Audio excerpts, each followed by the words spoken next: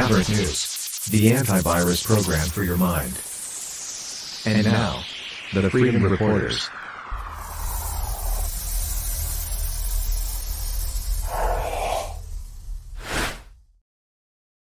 Hello, Maverick family and new viewers from all over the world. Welcome back. I'm here. Had a day off yesterday, and thank goodness I did. I needed to sleep. I was not well yesterday, but I am recharged and ready to go. And we have a big program lined up for you tonight. All kinds of stuff going on. The biggest story out there right now, Tucker Carlson going to Moscow to interview Vladimir Putin. We'll be bringing in some reinforcements here to weigh in on this conversation. We're going to have Ian Nunn, Gail Robertson. I think Leo is going to join us, and we may have some time to go to the phones tonight as well, so that you can join the conversation a little later on. Also, what else is going on? The Coots 4, two of the Coots 4 have now been released after taking a plea deal. We'll talk a bit about that tonight. And at some point, maybe we can try to update you a little bit on the situation with King Charles and his cancer diagnosis. I don't know how much more I can add to that tonight, but we'll see if there's anything new on that front. Didn't get to comment much on it. And also a major story, I think. We now know that it was the Prime Minister's office specifically that invited Yaroslav Hunka, the Nazi, to a reception associated with that appearance in Parliament. And I said from the very beginning that the Prime Minister himself should have accepted responsibility for Yaroslav Hunka's appearance in Canadian Parliament. And today, there were new calls for Justin Trudeau's resignation as a result of these revelations. Don't go away. We have all that and more straight ahead right here on the Maverick News Channel.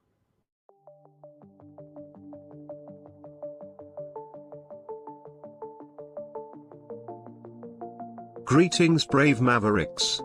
Our quest for truth continues. We go beyond fake news. Together we expose propaganda. Together we pull others out of rabbit holes. We are maverick thinkers. We are all unique individuals, defenders of individual rights and freedoms, credible, trusted, grounded in reality. Maverick News, Maverick News. Defending free speech, free speech. Donate at freedomreporters.com. Do it now. Tomorrow may be too late. Maverick News. The world is watching.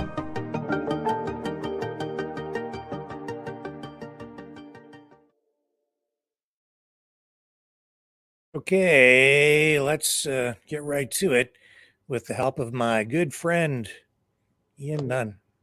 Hello, Ian. How are you tonight? I'm fine, Rick. How are you? I'm fine. Thank you for coming on tonight and joining us. Oh, you're welcome. I really appreciate it.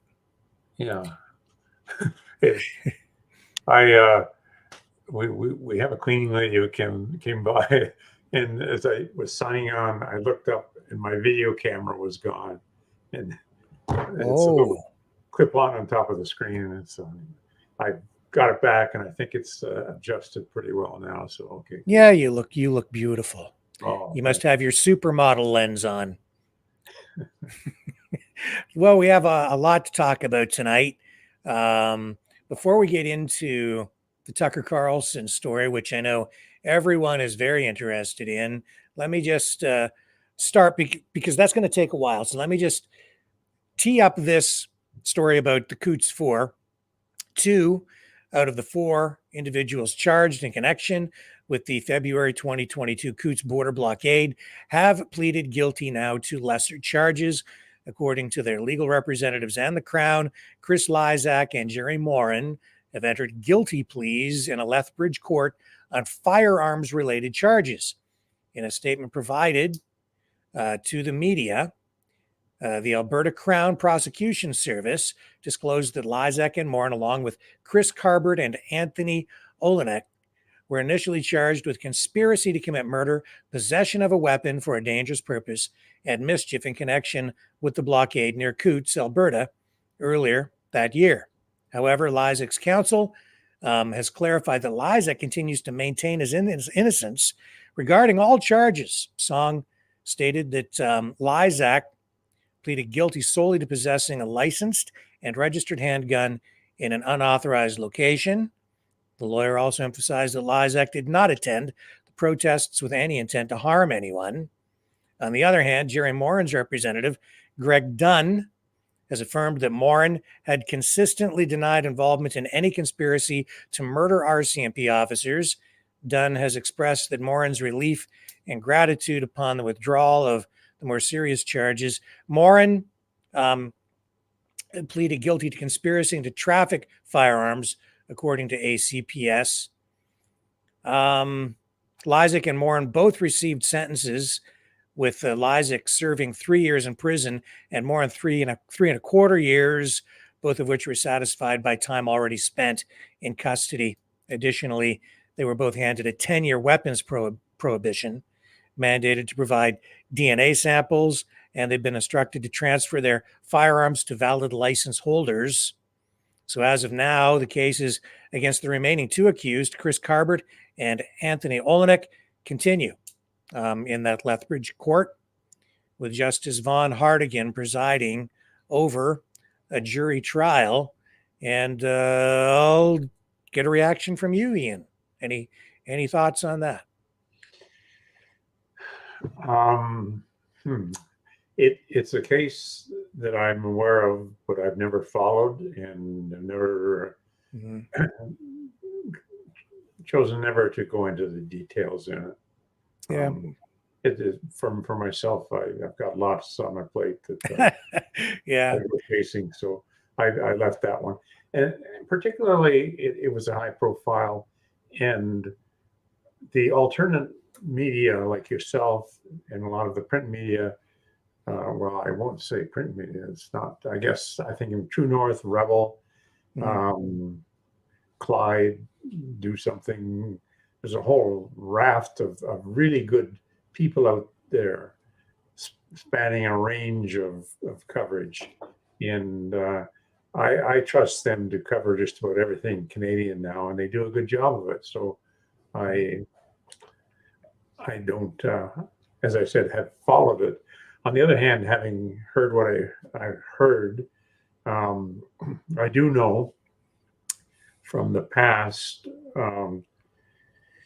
when I took a handgun course. This is going back probably 25 years or more.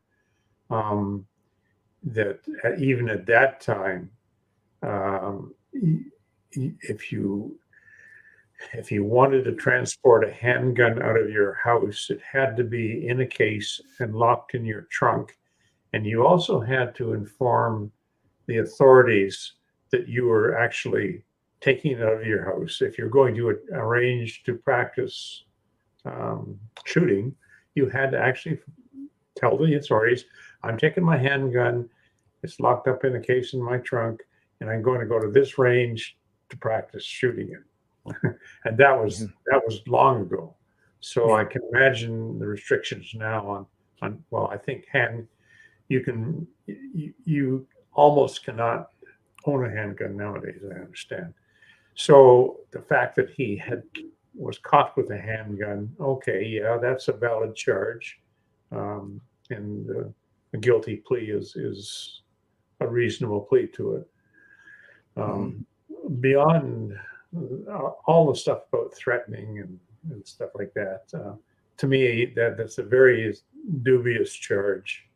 And I never believed that it had significant intent behind it. But again, that's speaking from just a flash opinion on my own, going right back to the time of Coots, knowing what the police at that time were doing, such as vandalizing earth-moving equipment. And I don't know if that case is still before the courts or not. So yeah, the one of the big issues here was the amount of time they were in jail with no bail, very well, serious charges leveled against them, and this is a guilty plea. So essentially, yeah. they got time served, and now they're out. So, And normally, I thought there was a provision that if you were charged and held and you weren't heard within a reasonable length of time, charges were dropped or dismissed. So I've always viewed this as a case of Canada having political prisoners, along with Maverick and Coots 4. I think they're all political prisoners. hello, Leo. Mouth of the South joins us. How are you, sir? I'm all right, Rick. How are you guys? Well, I'm okay. What's your reaction to the release of 2 of the Coots 4? Well, once you sign a waiver, okay, and you plead guilty, there's no coming back from it. So by them pleading guilty that they were in possession of the weapons, that put to bed the planting of the weapons by the RCMP. Okay, so this is not going to help the other 2 that are sitting in cells right now. So I expect them to cop a plea pretty soon also, right? It's non-winnable now. Okay. Right. The RCMP, a lot of people made us believe that the weapons were planted by the RCMP because this and that, right? And by him pleading guilty, I don't know what to make of that, but it's not true, right? Right. So what you're saying is they pled guilty, which means they've admitted that they had the weapons, that the RCMP did not plant them. And if they have that, then that's going to make it very difficult for the guys who are still in jail to defend themselves against these charges, suggesting that, it was all a setup in that way. Yeah. You remember how it was all a setup in the beginning? Well, right up until yesterday, I thought it was a setup. Mm-hmm. Okay. By them pleading guilty, just wavered anything that they want to do against the government legally. They've lost all rights. Okay, now maybe they pled guilty just to get out. Who knows? Right? I want to hear their story. Right. But by pleading guilty to possession of a firearm, okay, puts to bed that the RCMP planted it, right? So who knows? All I know, the other 2 co-accused don't have a legal leg to stand on. They'll be pleading out soon. Well, you've had some experience with the courts and you know your way around there, so I certainly respect that perspective.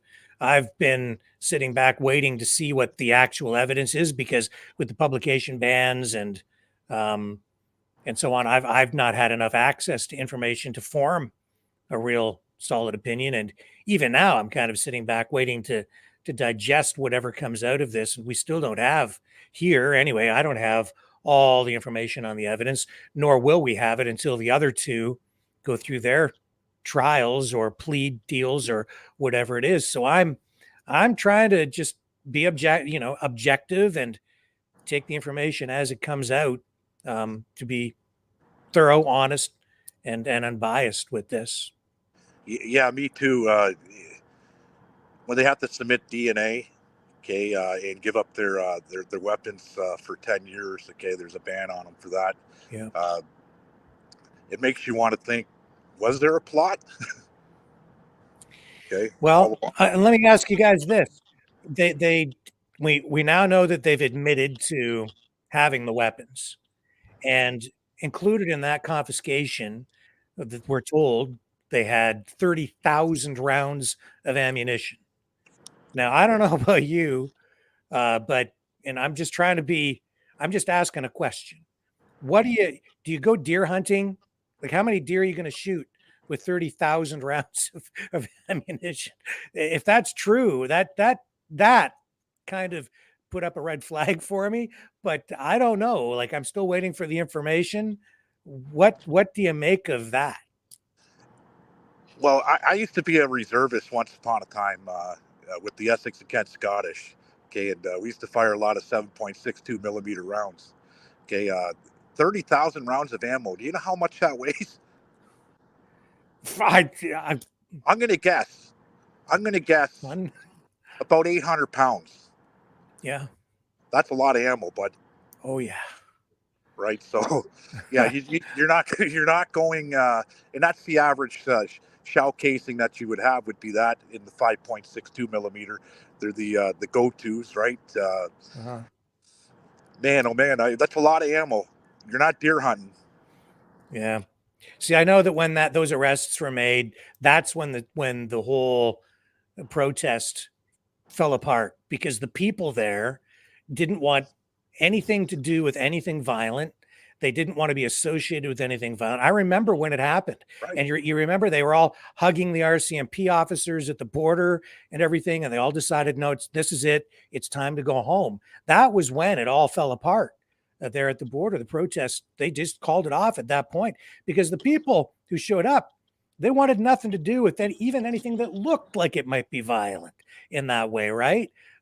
So this was, a very difficult moment to deal with. And I know that these guys have been propped up as martyrs or even heroes of the freedom movement. And, maybe, you view it that way.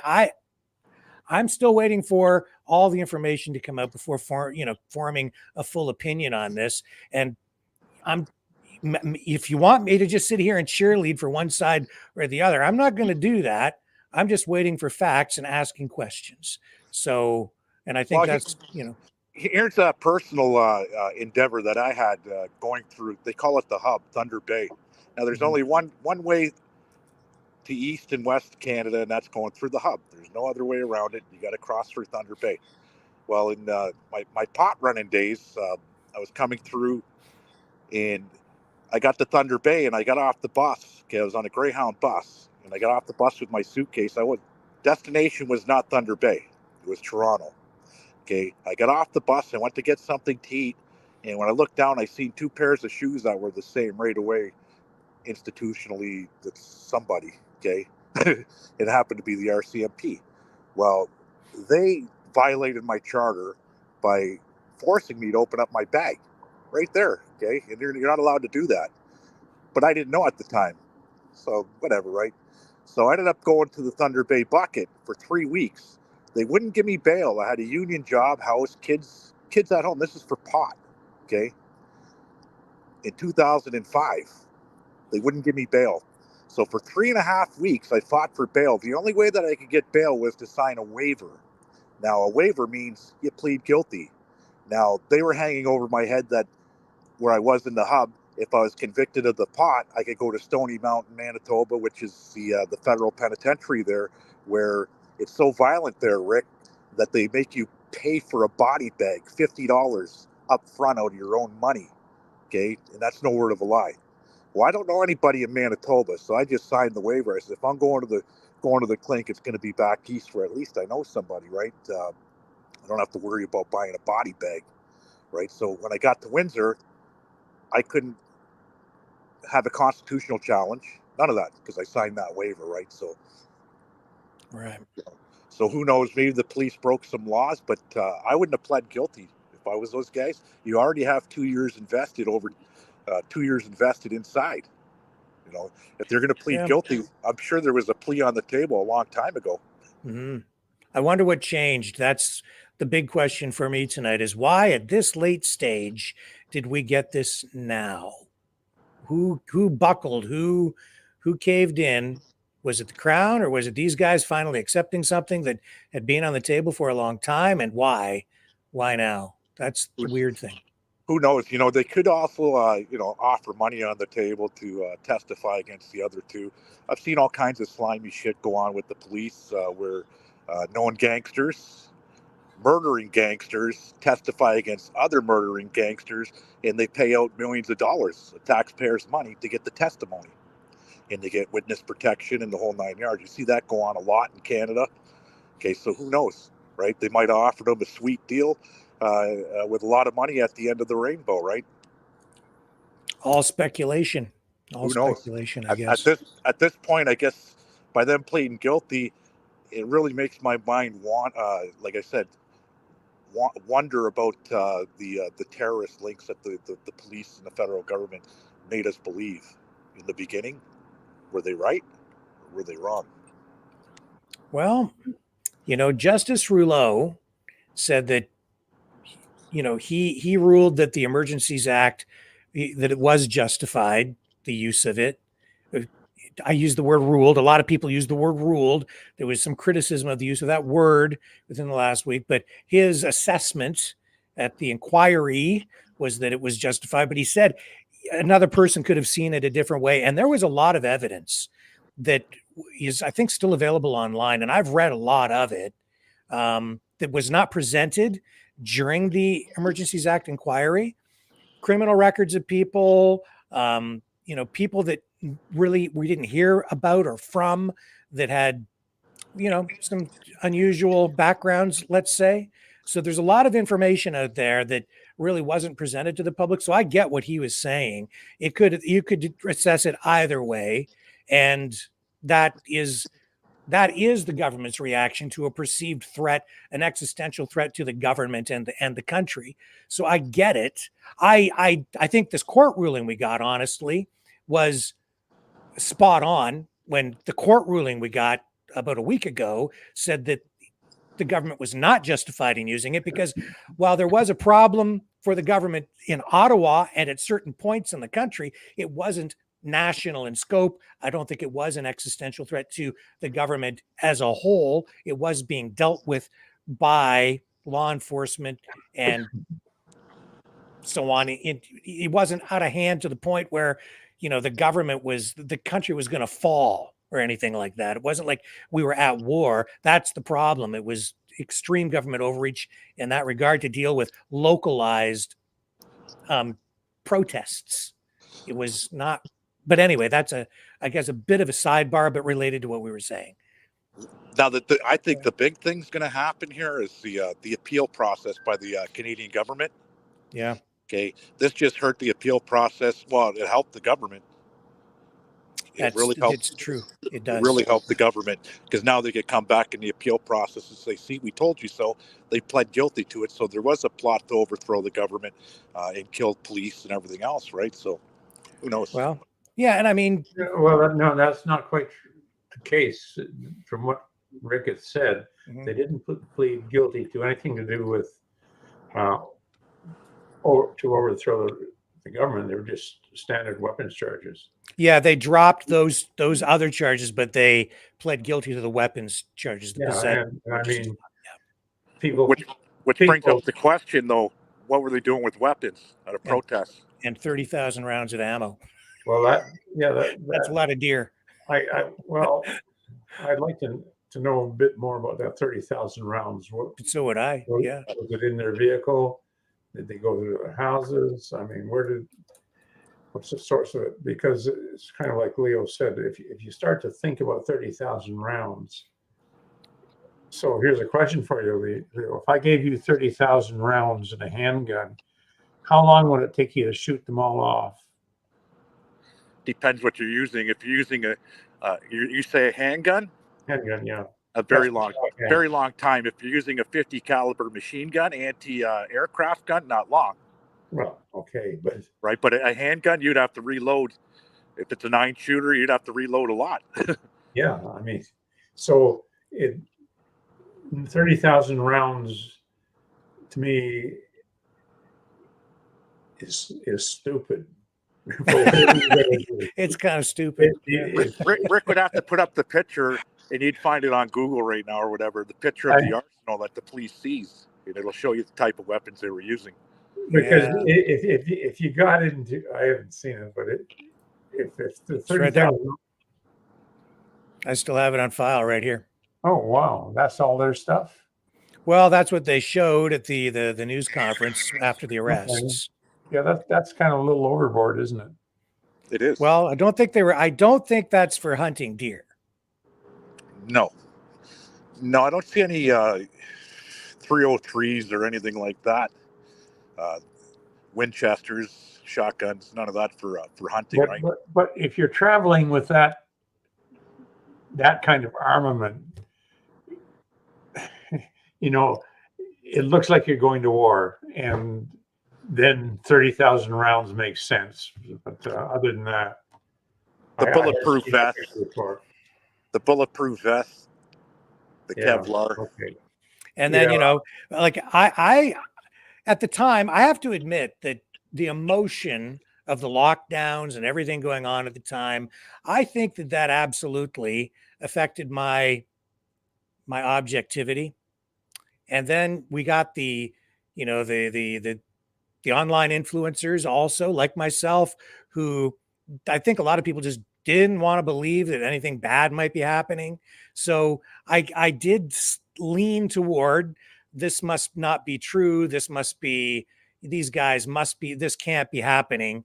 Um, but you know, at the same time, I've tried to maintain objectivity, still trying to maintain objectivity. The evidence is the evidence. I want to see more. I don't know how much we're going to get. If we get it, we have, now that we have a plea deal, I don't know how much of that evidence will make its way to the public, but I think we need that level of transparency to really understand what was going on at the time. Yeah. So hopefully we find out more. Yeah, and I'd like to throw in one more comment with Sure. that recent federal court decision against the government on the use of the Emergency Act. Yeah. And that's an important distinction. It wasn't on the Emergency Act itself, but Right. not every speaker is that clear. The government may be wanting to close this thing off. You know, to make, maybe they're feeling it's time to tie up the loose ends, make it all go away.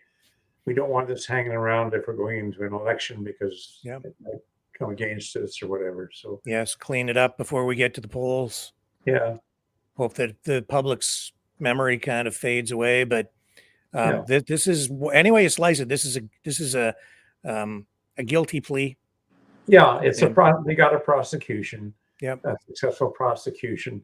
It could have been for having toenails that are too long, but still, you know, you've got a successful prosecution, and nobody ever inquires, well, what was it for, and how significant is that? It's like, oh, the guys were guilty. Clearly, government was right.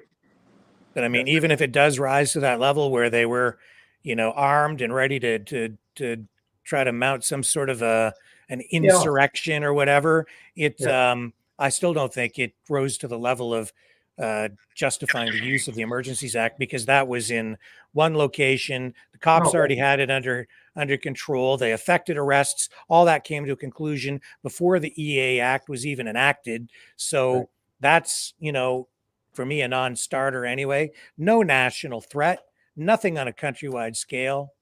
But this, it is an individual case, and the evidence is the evidence is the evidence. And I'm not going to sit here and make excuses for people either. Further, the police handled the situation within the existing law. Right.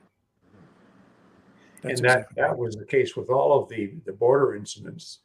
Local or provincial police forces handled all of the border issues with blockades and stuff like that within the means of the existing law. They did it without having to appeal to the feds for help. So, yeah, that takes away the relationship to the Emergency Act usage. Yeah. So, final thoughts, Leo, before we move on to the Tucker Carlson story? Yeah, I don't know what to make of it. I'm just going to sit back like everybody else and get the facts. He's not pleading. He's still saying he's innocent. I want to hear his statement. Is there a gag order? Can he speak or can he not speak? You know, like the other two are still hanging, right? So, yeah, you know, who knows? I would never have pled guilty to it if you were not guilty. Period. Yeah, yeah. You know, can I just throw in a quickie? Totally in a different direction. 2 or 3 sources, different sources, video sources and stuff like that, have appeared in the last 2 days, if not just the last day, showing guys, and my wife noted that, hey, do you know they're all guys doing this, wearing these visors. What are Driving they? Teslas, Pardon? driving autonomous, like virtual No, reality no. goggles or something while they're Yeah, driving. Is that? Yeah. the Yeah. virtual reality goggles.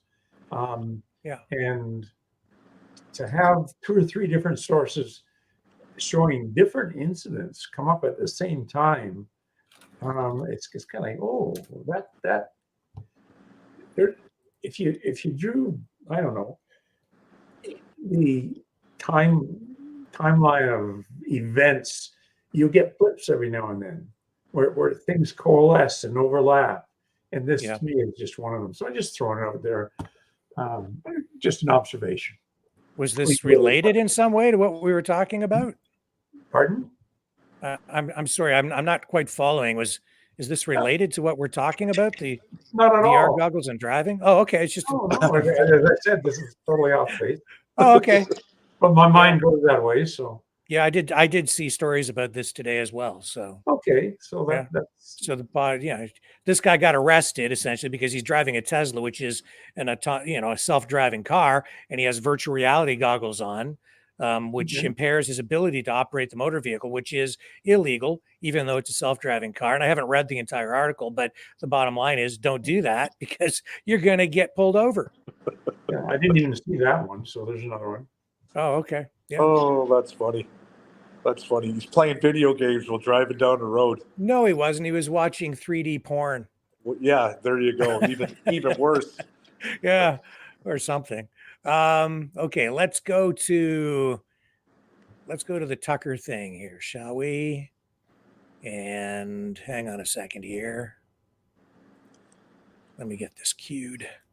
So it's like Twitter is on fire tonight because Tucker has posted a video from Moscow saying that he's there to interview President Vladimir Putin.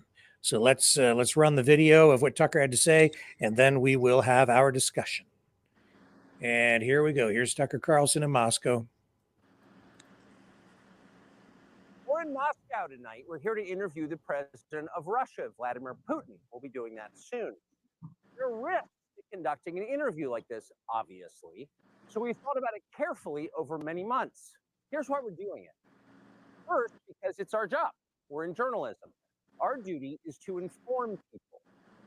2 years into a war that's reshaping the entire world, most Americans are not informed. They have no real idea what's happening in this region, here in Russia or 600 miles away in Ukraine. But they should know. They're paying for much of it in ways they might not fully yet perceive. The war in Ukraine is a human disaster. It's left hundreds of thousands of people dead, an entire generation of young Ukrainians, and has depopulated the largest country in Europe.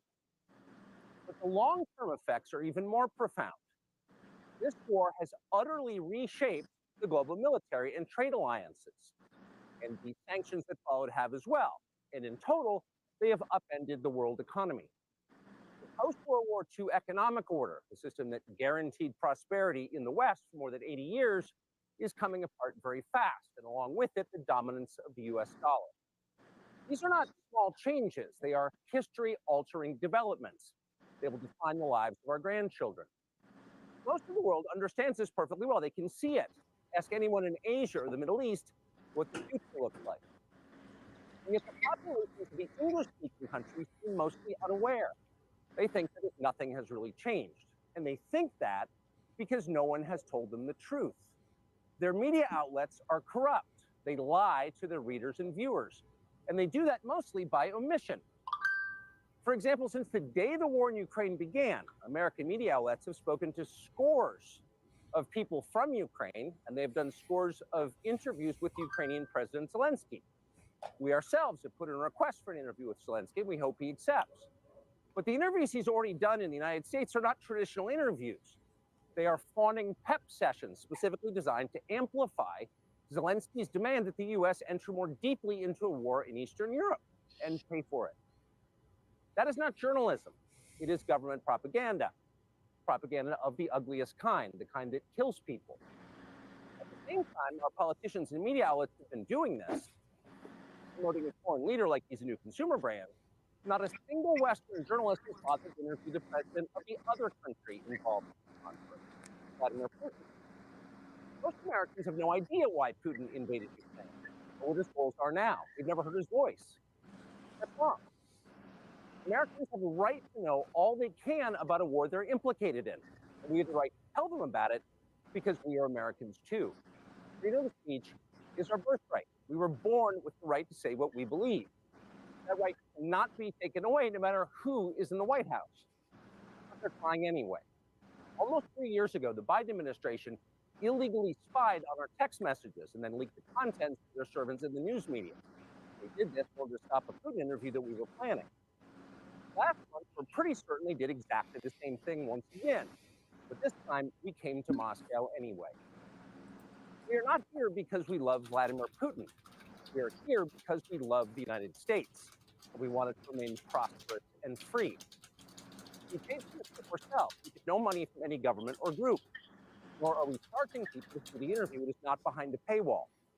Anyone can watch the entire thing, shot live, tape, and unedited, on our website, tuckercarlson.com. Elon Musk, to his great credit, has promised not to suppress or block this interview once we post it on his platform X, and we're grateful for that. Western governments, by contrast, will certainly do their best to censor this video on other less principled platforms because that's what they do. They're afraid of information they can't control. But you have no reason to be afraid of it. We are not encouraging you to agree with what Putin may say in this interview, but we are urging you to watch it. You should know as much as you can. And then, like a free citizen and not a slave, you can decide for yourself. Thanks. Wow. Wow. Everybody remembers a guy named Gary Webb who used to work for the LA Times, who exposed the CIA running cocaine. Okay, Blondon and Colonel Oliver North and all that crap. Okay, they found him he committed suicide by shooting himself 2 or 3 times in the back of the head. Yeah. It's a nifty trick. Arkansas. What do you think, Ian? Well, I mean, it's straightforward. Everything he said, from my perspective, is true. Just backed up by all my research for the last 2-3 years. So here's my question. How did the United States try to stop him from interviewing Putin? There was something I saw today. After you asked me to come on and I hadn't seen it, I found his website and went to it. Yeah. And it might have been something I read there that he Look, I know that he's saying that there was an interview about a year ago, and he said that Tucker Carlson said that he believes his cell phone, his internet had been hacked. So they were looking at his messages, and that's how they knew apparently that he was going. And now he's making this allegation again, which I think is, what's the allegation? The allegation is that the United States government has tried to stop him from interviewing Vladimir Putin. Okay. But I don't see how they've tried to stop him at any point. He could have gone before, even if it's true that they did hack in and had access even illegally to his messages or his correspondence, emails, whatever. I'm not aware, and I'm just asking, and I don't know, do me to put you guys on the spot or to answer for him, but I haven't seen anything that says, oh, here's how they stopped him. They apprehended him, or they tried to put him in jail, or they threatened him with a lawsuit, or threatened to arrest him. At any point, he could have gone, and now he's going. I don't see how anybody has tried to stop this. It sounds, pretty dramatic, and I think it helps generate drama and clicks and ratings, and it makes it sound, very dark and, conspiratorial, and ooh, they tried to stop me. But I haven't seen any evidence of any attempt to actually stop him. You need to ask him, Rick. You have Yeah. no evidence. So Yeah, I don't know. I don't know. You know, maybe they're trying to get Am I dirt. missing something? Maybe they're trying to get dirt on him, right? Yeah. And hang him as treasonous, right? Yeah. Who knows? The American government has a great history of that kind of crap, right? So I can't, he's a very prominent media guy. I can't see, well, they could put him in jail and then he could have an Epstein accident. But I don't see any evidence that they've actually tried to, I think Tucker Carlson I see a lot of evidence that Tucker Carlson likes to build things up, and he throws his, especially since leaving Fox, he's been engaging in, I think, more clickbait. I can't really blame him for trying to generate interest, or, did you hear what I'm saying? It's just, that's just one statement of what he said there that was like, wait a minute, did they really try to stop you? Because you're over there doing it right now, and I didn't see anybody arrest you. So go ahead and do it. You look at the timing that he's going to drop out this video, okay, this interview. Yeah. The time of when? The Super Bowl. Mm. And he's going to get millions and millions and millions of views, Rick. Yeah. Yeah. And if he becomes the vice president, which I think could which could happen very, very easily for him in the United States. Okay. You think Trudeau better run? You think Carlson might be the Trump's running mate, is what you're saying? 100%. That's interesting. He's already sitting down with Putin. That's very true. Yeah, I mean, there is that take on it. I don't think that will happen. I think that he's too valuable to Trump as an online influencer. So Trump's probably further ahead of leaving him where he is, but a lot of people agree with you and think that he might. It don't matter. Trump only has 4 more years, right? He's already played out 4. So, well, no, I think actually, and you can check with Lori on this, but she corrected me because of the way the Constitution is written. He could actually have 2 more terms. So he could be president for 8 more years because they have to be consecutive. Well, that would make America great again. I would have to check that one out. Yeah, I'm just a stupid Canadian, so what do I know? But that's how it was explained to me. I think she's correct, actually, because I was of the same view as you, but I think I was mistaken. I've never heard that proposed before, so yeah. As I said, I would have to check it out. Now, if on the other hand, pretty fishy though. That Tucker Carlson's sitting down with Vladimir Putin, okay? And there's a chance of him being the vice president of the United States. That's almost like Tucker Carlson sitting down with Joe Rogan. Sitting down with Rick Walker. Yeah. Well, you say he's got balls, is what I think you said, right, Leo? He's got big balls, and the reason I say that is because the deep state, the CIA, the NIS, all that crap that's over there, the FBI, okay, like I said, Gary Webb was an honest reporter, an honest journalist, okay, and he wound up being written off as a suicide with three bullet holes to the back of his head that they said he did himself. Now, how do you shoot yourself 3 times in the head? Well, I mean, that's another story. I hear what you're saying.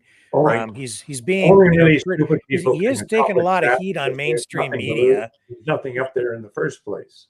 Sorry, Ian, I couldn't hear you. Can you repeat that for me? I said only really stupid people can pull that one off because there's nothing up there in the first place. Yeah. Yeah, who knows? But let me put this to you, Rick. Yeah. In our pre-video short conversation, you could have did it on Saturday. He's doing it on Sunday.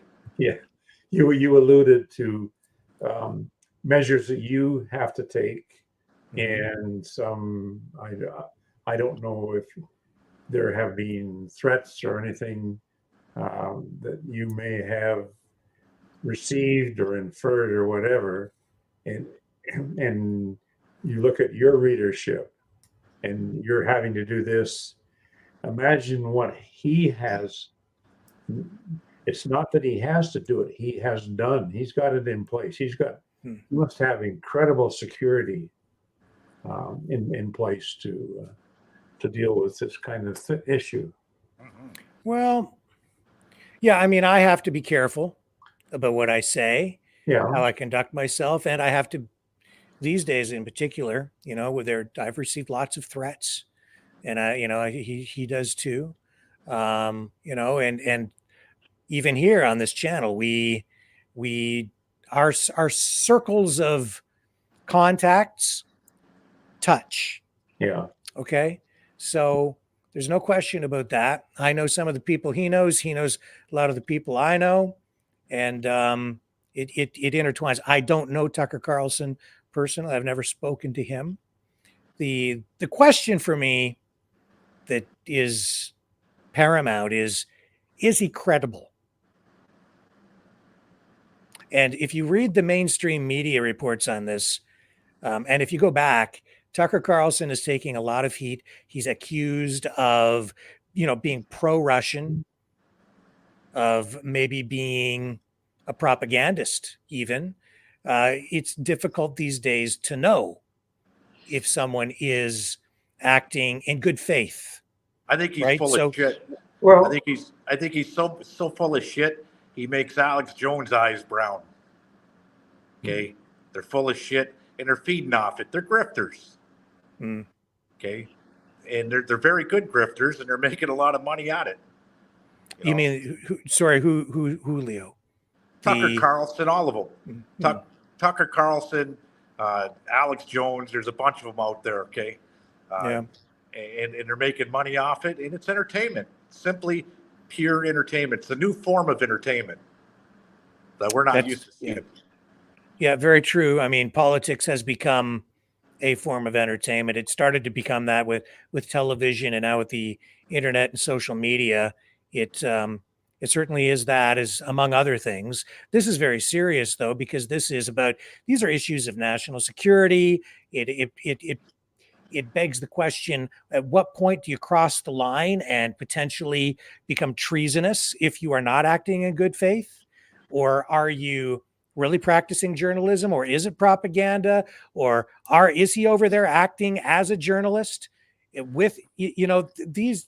Right. So I just caution everybody when watching this kind of content, regardless of where it comes from, to take it all with that in mind and with a grain of salt, because everybody brings some bias. And right now, I think it's very difficult to know if any of these guys are acting in good faith. And a lot of accusations on various sides of that guy's a government op, or that guy's, we know that the lettered agencies, intelligence services, plant people into media organizations all the time.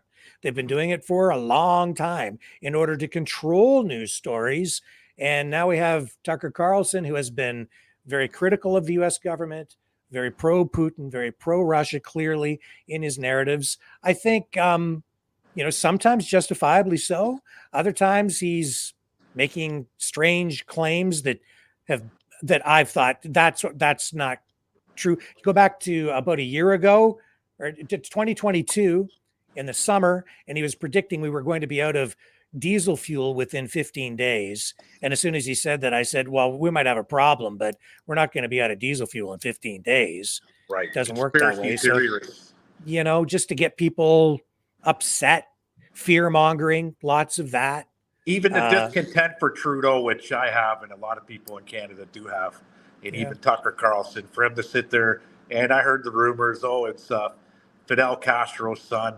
Well, if you look at the itinerary, okay, it's impossible for Margaret Trudeau to have been, okay, she went to Cuba after he was born, okay, and the itinerary shows that. So the chance of him being Fidel Castro, that's a great joke, this and that, but a lot of people believe it, okay, they do, because you hear it from guys like Tucker Carlson and guys like Rick Walker and guys like Alex Jones. That's right. I've joked about it right here. I've made lots of jokes about that. But yeah, I don't think it's true. No. But I have joked about it. Yes. I don't think it's true either. Yeah. I don't think Pierre is his dad, but it's certainly not Fidel Castro. Yeah, and are you guys familiar with the what is it called? The Brandolini's law? It's also known as the bullshit asymmetry principle. It's an internet adage. It was a guy by the name of Alberto Brandolini, an Italian computer programmer, coined that back in 2013. And it was his assertion that it reads like this. It says, the amount of energy needed to refute bullshit is an order of magnitude bigger than that needed to produce it.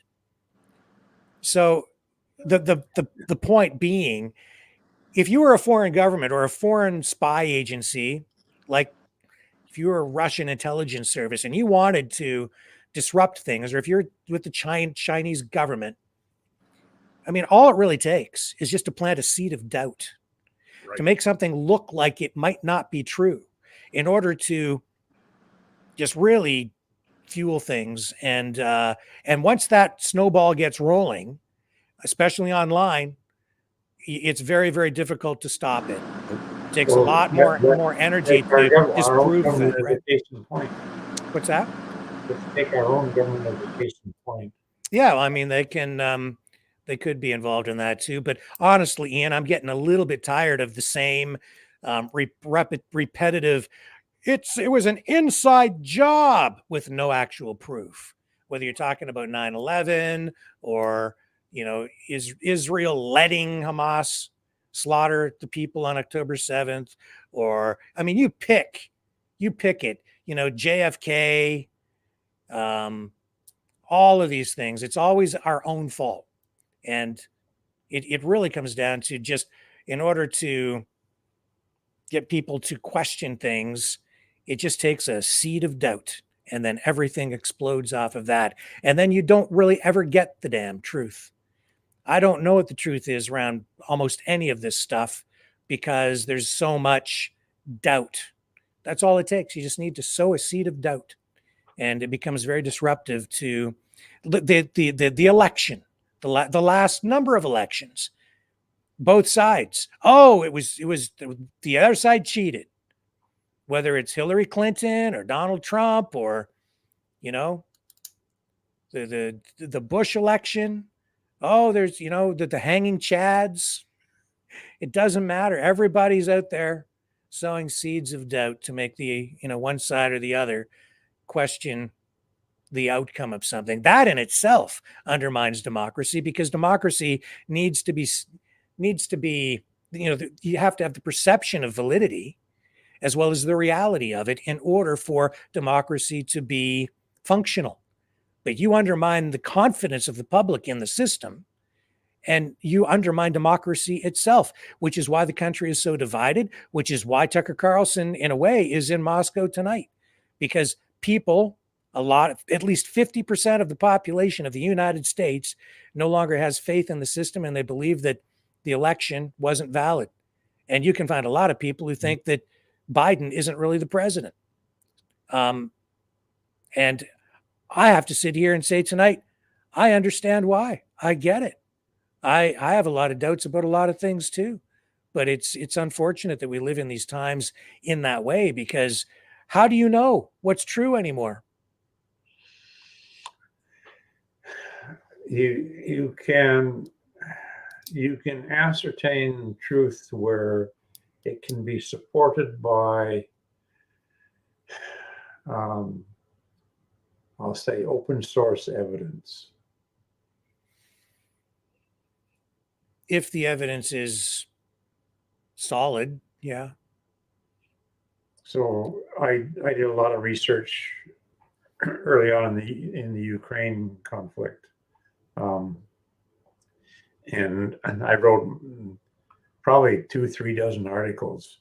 Some of them were just news updates, but I kept on. Something would come at me, and I'd say, "Okay, I have to go and look at that." And I would go and it's kind of like akin to what you were saying about this bullshit principle or something like that. Brandolini's law. Somebody can give me an idea, and it can be a 5-second conversation, and it can take me 3 days of 8-hour-a-day research to prove or disprove that. So I kept on, I hear about a NATO meeting in which certain things were alleged to have happened. Okay, well, I'd go back and I'd find, okay, here are the minutes from that NATO meeting. They're published. They're in the public record. And you can go back down and you can see exactly what was said.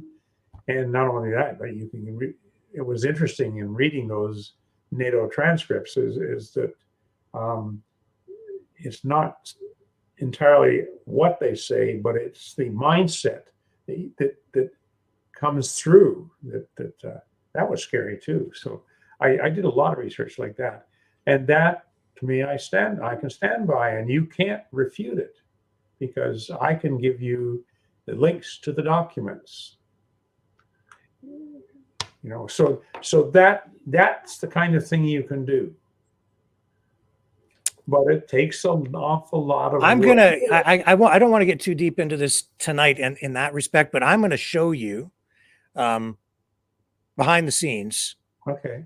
Why even that now in this new age of information warfare may not be entirely reliable. I'm going to show you some stuff when I have a little time and we can chat privately. Yeah. And then once we hash that out, maybe we'll have a broader discussion about it here on the program. I'm going to blow your mind. Well, I understand that virtually nothing that you see now you can take as authentic. And this is probably part of what you would be showing me is I'm going to show you things that look 100% authentic, and not just, I mean, like stuff that looks like it's straight from the government, but probably isn't. Right. And I can't disprove it either. Can you mute me? I don't know. Hello. Mary's going for it. Okay. Let's bring in Gail Robertson. Hello, Gail. Welcome back. Hey, how are you? I'm fine. Thanks for coming on tonight. We appreciate your help with this as we navigate through this Tucker Carlson issue. Like catching some of, I'm just going to put my mute on here. So, I just caught some of the tail end of the conversation, and it's interesting talking about whether Tucker is propaganda, or, I mean, how do we know, right? Right. I don't know. So for me, the issue, because I was listening to, why he's there. And the biggest issue I have is, why is there such a concern about him interviewing him? Like, I mean, and he talked about this. This is what journalists do. We interview people. It doesn't mean necessarily. I mean, I've interviewed lots of people I didn't agree with, lots of people I really didn't agree with. But this is where I think we've gotten away from what the basis of journalism is that you interview people, and it doesn't mean you're some propagandist because you talk to them or interview them or ask questions. Right. And what I see happening now, like a lot of the questions coming from the media now towards, well, it seems more towards one person leader, is it almost becomes like they're trying to go for that gotcha moment, as opposed to asking a question and not coming at it with some sort of a agenda. And I heard one question was, the reporter, it gets to be a bit embarrassing right now when a reporter has to say, and it was Pierre Poilievre, and he says, well, where'd the question come from? And he said, well, from the desk, which must have been from an editor. I'm like, right. Even if you did, we know, Rick, there are times when an editor would say, hey, ask this question, but I don't know if I'd want to say, gee, it's not me, I'm my boss asking me this, right? Like, it's, as I look and listen over the last few days, and I'm hearing these questions being asked, and reporters aren't coming prepared. If you're going to come for a gotcha to someone, you better come with knowledge and understanding of what you're asking. And Well, I would say that the mainstream media has degenerated to that point where you're handed talking points by your editor. and these are the questions you should ask, and maybe a few things, and if this comes back, do this, and so on. But journalists, by and large, in the mainstream media, there are exceptions. They don't do any research. Well, yeah, I wouldn't want to. I'm not going to paint that brush across all journalists, because I think there's a lot of pressure on them right now too. And I came out of that world, but I think one of the things, and I will take responsibility for this too as a journalist, is that there really isn't a strong understanding of history, of economics. That wasn't something that I remember. I had Peter Menzies on my show, and he's a former publisher at the, I think, Calgary Herald. And he said in hindsight, he kind of wished if he had hired economists or people with more of an understanding of the economy and then trained them to be journalists, might have been a better approach. But yeah, I think that's where, and I think Ian, you were maybe saying this earlier too, is that now we have like a wide diversity of where to get our media. We just saw that Joe Rogan just signed a new deal with Spotify too for, I don't know, some large amount of money, beyond my understanding. But we're starting to see now this, expanding of where we're getting our news from. And sadly, a lot of mainstream missed the boat, I think. Like there was an opportunity to jump on board, to really embrace things like podcasts and doing what you're doing, Rick. And they didn't, right? And they kind of stuck more into that they believed they were right. And now we're seeing the fallout from that. And I think, that's where someone like Tucker Carlson, it's really fascinating to see that what he's doing and the backlash from mainstream towards him, as if he is doing something that's so horrible. And I'm curious. My show's Curious Minds. Why have we not heard from Putin? Like what is we've heard from other leaders in the past that have done horrible things, depending on where you fall on what you determine as horrible. That's the other thing. Who determines what makes a horrible leader? That's where your political view, and as someone talking about war, what I always find interesting when people are saying a ceasefire. Well, it seems to be a ceasefire only on certain wars. Mm-hmm. That's right. And and I'm not an expert on like what's happening in terms of, although I did just started to watch, because I was doing some research, Ukraine on Fire. Yep. Documentary. Seen it. I haven't watched all of it yet, but yep. I tell you, I'm watching this going, oh my God, like I have to watch it again just because it's very confusing, right? To see who's who, which side. They've switched sides. One minute the US is here. And this is what people forget, because we have forgotten history. We don't really go back and look at, what is the trajectory that landed us where we are now. And I think that's what's missing. And it's hard. It's difficult to take the time to go do the research. So people read headlines, people read the cherry picked items. And Rick, I know, look how much time you spend each day, right? Having to go do research. And yeah, it's exhausting. Further to that is for every hour I write, I spend 10 hours doing research. Mm-hmm. And so my blog is pretty solid. Very little opinion in there. It's facts strung together with links all over the place. And when I take a topic, I try to pull in all I can, stitch it together in a narrative that flows, that people can read easily. People won't do it. They say, well, what do you think about this? And I said, that it's a complex subject. I've really gone into it. Go to this blog article or I'll send you a link to it. They don't read it. They're too lazy. Most people just read headlines, honestly. I think it's part of it's lazy, part of it's also just overwhelm. You know, Yeah. it's there is, and this is the downside too. As much I always say, it's like a double-edged sword. Social media is a double-edged sword. I love social media. I use it as a tool. It also is a terrible thing. It can wreak havoc in people's lives, right? So, and I always say, a knife is good. You can cut things. A knife can kill someone. You know, it's like there's these, you know, everything has two sides to it. And I think right now people are so busy. I was just talking to someone about this the other day. I said, remember when we were told that we were going to go and have computers, we'd have more time, more leisure time. We were supposed to have all this extra time in our hands, and we were going to be in a paperless society. Yeah, it's going to save trees. None of that has happened. We have more. I look at my desk. I still have paper. There's still paper. And we don't have this now. This ties us more to work. You know, remember back in the beeper days, Rick, when we had the beeper? I remember that. Yes, the pagers. Yeah.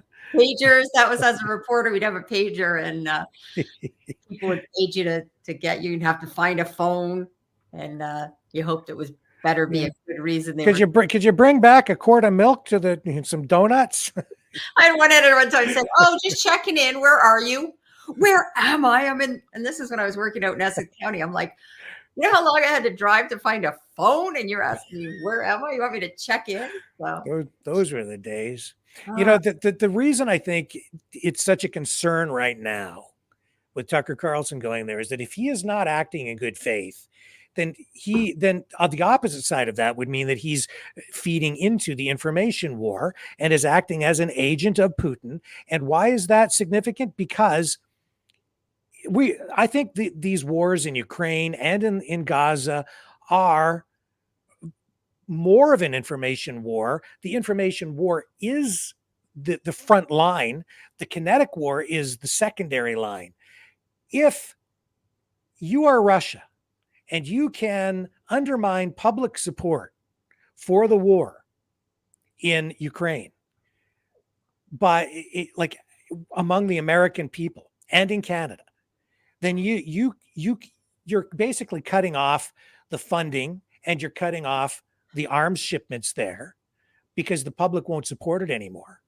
And we're at that point right now with the US. In fact, today, and this all ties into what we saw at the border in Texas over the weekend, they've tied the Republicans have tied the border issue to ongoing support for the war in Ukraine, saying if we don't secure that border, the southern border of the US, we're not going to support more funding for Ukraine. Public support for the war effort is paramount here. You cut that, you undermine public support for the war, you cut off the funding, Russia wins the war. It's the same thing in Gaza. And it's for all the marbles, right? Tucker alludes to that in his video that we just ran. We're talking about the BRICS nations, which is now like the BRICS 10 with about 30 or 40 other countries ready to sign on to that. That can lead to the eventual downfall of the American dollar as the world reserve currency. I'll tell you right now, I see a lot of cheerleading going on here at home for Vladimir Putin. He's very popular. The anti-war effort is gaining momentum. Support for the war for both of the conflicts is diminishing here. And I'll tell you this, it's really going to suck for us if we lose. I'm not supportive of the war in Ukraine. If we lose either one, it's going to really suck for us. The Ukraine war is finished. It's over. The Russians have won. Well, we haven't seen the ramifications of that. And Ian, I don't think we're quite there yet because people are still dying.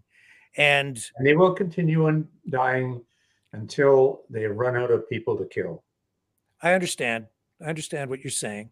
And I don't disagree with you. What I am saying is, if you think that our way of life is going to just continue here after these wars, the way it has, after these wars are over with, think again. Tucker Carlson just told you, Everything is changing. We are now no longer in a unipolar geopolitical reality. We're in a multipolar geopolitical reality.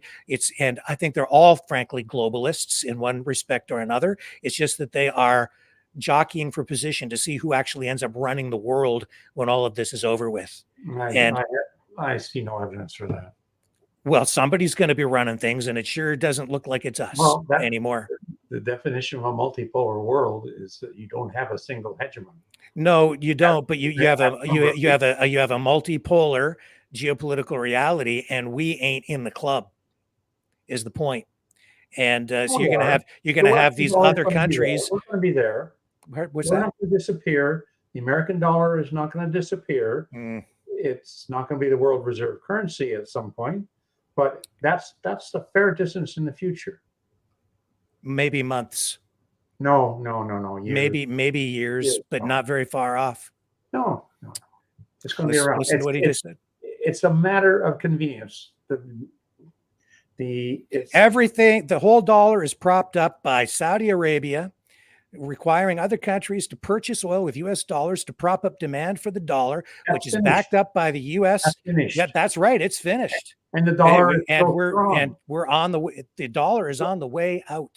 No, it's not. And it's backed up, and it's been backed up by U.S. military, which really means that the U.S. dollar has been propped up by U.S. military spending and U.S. military might to exert its force around the world to maintain this neoliberal global expansion of that ideology and U.S. influence around the world as the dominant political and economic force.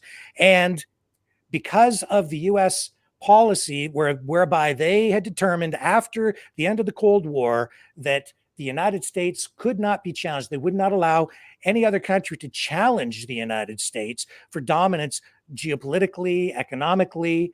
We're now into a new reality where these other countries, the BRICS nations, Brazil, Russia, India, China, South Africa, the other nations joining in, these Arab nations in particular that are strongly aligned with Russia and China, they're all lined up against the West. And Tucker Carlson is quite right. People here in these Western countries, in Canada, the United States, and Europe, we are oblivious. Pretty much. The public is oblivious to this even happening. We are all just going along our merry way every day, ignorant of the strength that this new axis of economic allies has, how strong that has become, the threat that has become to U.S. dominance. When the dollar is no longer the world reserve currency, there will be an exponential contraction in the size of the U.S. economy. We no longer have any productive capacity to speak of. I mean, there's some manufacturing here, but pretty much it's all been outsourced. So we don't have underlying productive capacity to support our way of life. Everything that we are doing is our entire economy, the strength of it is predicated on monetary policy and external productivity, which then props up our way of life and our standard of living. We're living on debt. And at some point, we have to pay for all of this. And that day of reckoning is not far off. Rick, you've thrown out 50 or more separate points. I could do 100 off the top of my head. You could, and that's totally useless for any kind of a conversation. One issue at a time. That's the way it works. Which one would you like to tackle first? Oh, I don't know. Throw it out. I'll just add this because I'm going to have to jump off shortly. Sure. One of the things that I also heard, I'm trying to think where I heard it, but this idea, though, that we aren't really getting information. There's a lot right now of just people sniping, fighting, at superficial things. There isn't really, and I think further what Ian said, right? We're not really looking at the underlying issues. We're not looking at the why. We're not spending enough time to really understand what is happening. And I think some of that is intentional, right? It's, and, this is what is frustrating. I'm sure, Rick, on your show, I do it on my show too, right? We're trying to, have issues discussed that to get people more aware. And that's where, in terms of the Tucker Carlson, number one is, of course, he's doing this. I mean, who's not going to want to turn it out of curiosity alone, people? So yeah, of course he's using this. That's his brand, right? But it's the same, whether it's a Tucker Carlson or a Joe Rogan or these people that are, doing phenomenally well. But now I can't speak as much to Tucker Carlson, but I do listen to a fair number of Joe Rogan's podcasts, and it really is educational to listen. Not all of them. I skip over some, but for people that think he's some Neanderthal, he really isn't. He has on some really amazing guests. But I think we're probably in the minority of actual taking the time to spend 2 to 3 hours to listen to a podcast. That's not, not. Now, some people are watching Netflix shows, and I know a lot of people that say they have no time to do all this, but they do have time, right? But it's where you're going to spend your time. So that's my main concern and issue is how do we get more people to be aware, to learn more, and then, but back to what we just said, it also can become overwhelming, and people feel that. What does it matter? But again, I heard a reference, the grain of sand analogy, right? We're all a grain of sand. That's, I think, why we do what we do, Rick, and Ian, likely you do the same, I'm sure, is that we're all trying to make change in our corner of the world in some way. And part of that's about getting more information out to people. And Ian, even though people may not, I'm going to go try to read some of your things because I'm always fascinated. I always like to see different perspectives, learn more. So, and I think there are other people out there like that. And I think there's some people in the comments too that also are, obviously they're tuning in and listening and absorbing as well. Yeah, I think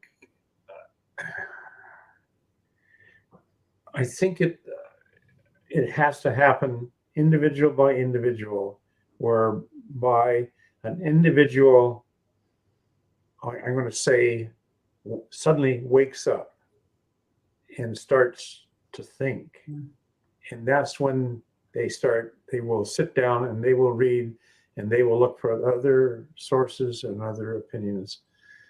The vast majority, I live in a small town, smaller than Rick's. And when we moved here, we happened to connect up with a group of 3 other women that my wife associates with from time to time. And she's frustrated with them because they spend most of their time watching soap operas. Mm-hmm. And what they do take in, it's CBC, CTV, Global, off the TV as the media sources, and then social media for some it is a big thing. We have a relative who virtually lives with one of those things in her hand, and I questioned her on 1 or 2 occasions. Where did you get that information? And she couldn't answer, but it's come off of there anyway. But there is good information off there, because I might be one of those people that does have this. I think it depends. It's like anything. It's how Are you an influencer? Well, people have called it. I work a lot of manufacturing, right? So I try to get, but one of the things I'm doing right now is, and I do have on my show, is I'm trying to connect the dots and get more manufacturers to understand that what's happening politically, what's happening when it comes to energy, when it comes to economic policies, how much this can impact the manufacturing world. So, yeah, I'm, like anything though, there's people that are on their phones just doing mindless scrolling too, right? But usually when I'm I'm usually on Twitter. I'm a big fan of Twitter or X, whatever. But one of the reasons I am is that it's, I know that is where I can see an interview like the one Tucker Carlson's doing that won't be censored. And it is, we all know, Rick, right? Stories of censorship on YouTube, censorship on a lot of platforms. And I know there's people that say there's some on X too, but generally speaking, I would say it is the most open platform, other than like Rumble, other ones. I'm talking about like mainstream. I would agree with that. Yeah. Yeah. And I use it as a tool. I use it for my manufacturing world. I use it for research, but I cross-reference. See, I spend a lot of time. Like if I see a clip, I want to go listen to the full interview. I want to know, what was the context. So, yeah. Do you think the mainstream media criticism of Tucker Carlson is fair or not, Gail? Well, that's a broad statement, but do I think criticizing him for actually going to the interview? No, I don't think that's fair. Now, you brought up some good points, though. So I'm always like, you made me think about some things, talking about, well, what are the repercussions? What could happen from this? But I also think information is so vital. And, he said he's going to be doing it. It's not going to be edited. I believe it's the live interview, or it's going to not be unedited. So, to me, Tucker Carlson, all these people, Tucker Carlson and Joe Rogan, all these names that the media, a lot of mainstream want to go out against. Again, it's cherry picking. I mean, Tucker Carlson has said some woo-hoo things too, like that I don't agree. But I've also heard him say, and he's interviewed and done an amazing job. And I'm someone who, and anybody that watches my show, and this is a bit of, I always say my Pollyanna side is that, Ted Lasso says, be curious, not judgmental. So I always want to just be curious, understand, not judge someone only by what someone else has said about them. And, so I'm probably going to tune in and listen to some of this because I'm curious about this interview. It's someone who, I think we do need to hear from people, even if we think they're not good people.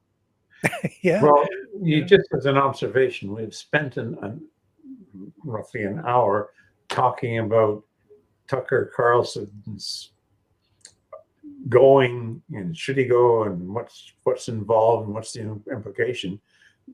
There has been not a single word about what might come out of it. I mean, you're going to actually have an interview with Putin. I read his speeches. They're very informative. You get to know what's going on. Yeah, we've run his speeches right here many times. I usually, have to tip off YouTube and run them on Rumble, but they're there. We've got them posted. Yeah, so I'm anxious to see what the conversation is going to be about. Yeah, what they cover, and I'm hoping that Tucker will also talk about life in Moscow, because I've watched videos from other people who in the last, say, 6 months or maybe a year have gone over to Russia, and they talk about what a transformed society it is. Mm-hmm. And the problem in the West here, we are stuck with the 1991 Cold War notion of Russia. Mm-hmm. Yeah. And that's what drives our Western thinking. And Russia today is nothing like that, according to the people who have been there. So I'm looking forward to, I'm hoping a bit of that will come in too. Yeah, I agree with that. And I also spoke to someone who had gone back to Russia. Like, I was like, you can go back there? Like, I mean, that was my naivete. I was like, how did you go there? Right. And it was really interesting hearing, perspective of someone who went there, who's from there. And it is true. But we get in these places, we've already made our mind up. And this is the problem across the board right now. People get very set in their way. This is right, this is wrong. So they're going to say, and whether they're saying, like in Canada, Justin Trudeau's bad, Pierre Poilievre is good, or about Pierre Poilievre is bad, Justin Trudeau's good. Like, it's this hard and fast, and they never can, question and say, well, is there good and bad to each? And, I have a whole different view when it comes to politics. I said, this is the hand we're dealt. We have to try to work within how we're going to manage the current system. And, someone also said too, sometimes we need to look beyond just the person. And instead of attacking the person, let's look at the policies. What are the policies? What's happening, rather than making it just about personalities, right? We need to really, like, to me right now, I think we need to look at the policies federally and look at, it's not just about one person right now. I mean, we want to paint this as just a Trudeau issue, but it's actually, he has a whole cabinet that's supporting him. He has the NDP supporting him. So that's the bigger issue that I think we need to have more stories on. We need to understand that, instead of this being, like, yeah, I think it's terrible that he went off Jamaica and spent that time at Christmas. But of all the stories they could really be going after, there's other ones I think that really need to be tackled that have really, really serious implications for us. Yeah, I like that thinking. Yeah, it's like we get in that mode. Well, Trudeau did this, Putin did this, Biden did this. Yep. The thing is that other than knowing how to eat his chocolate ice cream and sniff little girls, Biden isn't capable of doing much more than that. Yeah. So, but there's people propping him up right now, right? Well, So that's the point. Yeah. So people focus on it's Biden. Yeah. Biden. No. It's not. It's who's behind Biden. And I've always been interested. I'd like to know who these people are. I'd like to put names on them, please. I want to know. I'm with you, Ian. I wish Trudeau. Who Right. pulls his strings? Yeah. Who sets his agenda? Yeah. I would like to see much more in-depth coverage. That's why I like on Twitter, I see what's her name, Andy Lee. I see there's other people doing deep investigative stuff on what's happening, like even things like the money that this whole Arrive Can app, and money went into this, and there's no trace of like offices. It's, to me, these are the important things. Where's money going? Where's funding that's going into some of these things? And we seem to be, it's easier to go with the stories though about, the vacations and things like that. And I think people get caught up in talking about that because the other issues are so much deeper and frankly more frightening. When I look at like the issues of, interference in our elections, like those are things I want addressed and I want media tackling. There was the big story that's now blown over about Buffy St. Marie. Do you remember that story? It was like he spent all this money tracking down, and I kind of went, for what? For what to go? Okay, so say she lied about her birthright. Like, to be honest, who cares? Like, I don't really think it's that big of an issue that affects all of Canadians. And instead, like, there was a year investigation on that. To me, that seemed really out of line when there's other really big topics that we need to know about. And that's an interesting point because it's a matter of perspective. But I think a lot of these issues are used as distraction to distract people. Who paid for Trudeau's vacation to get away from? Okay, where did the money go in the Arrive Can affair? Where did all that money go to? So the big issues they kind of keep down and they throw out these little fluff pieces that easy gossip kind of thing. Easy. Yeah.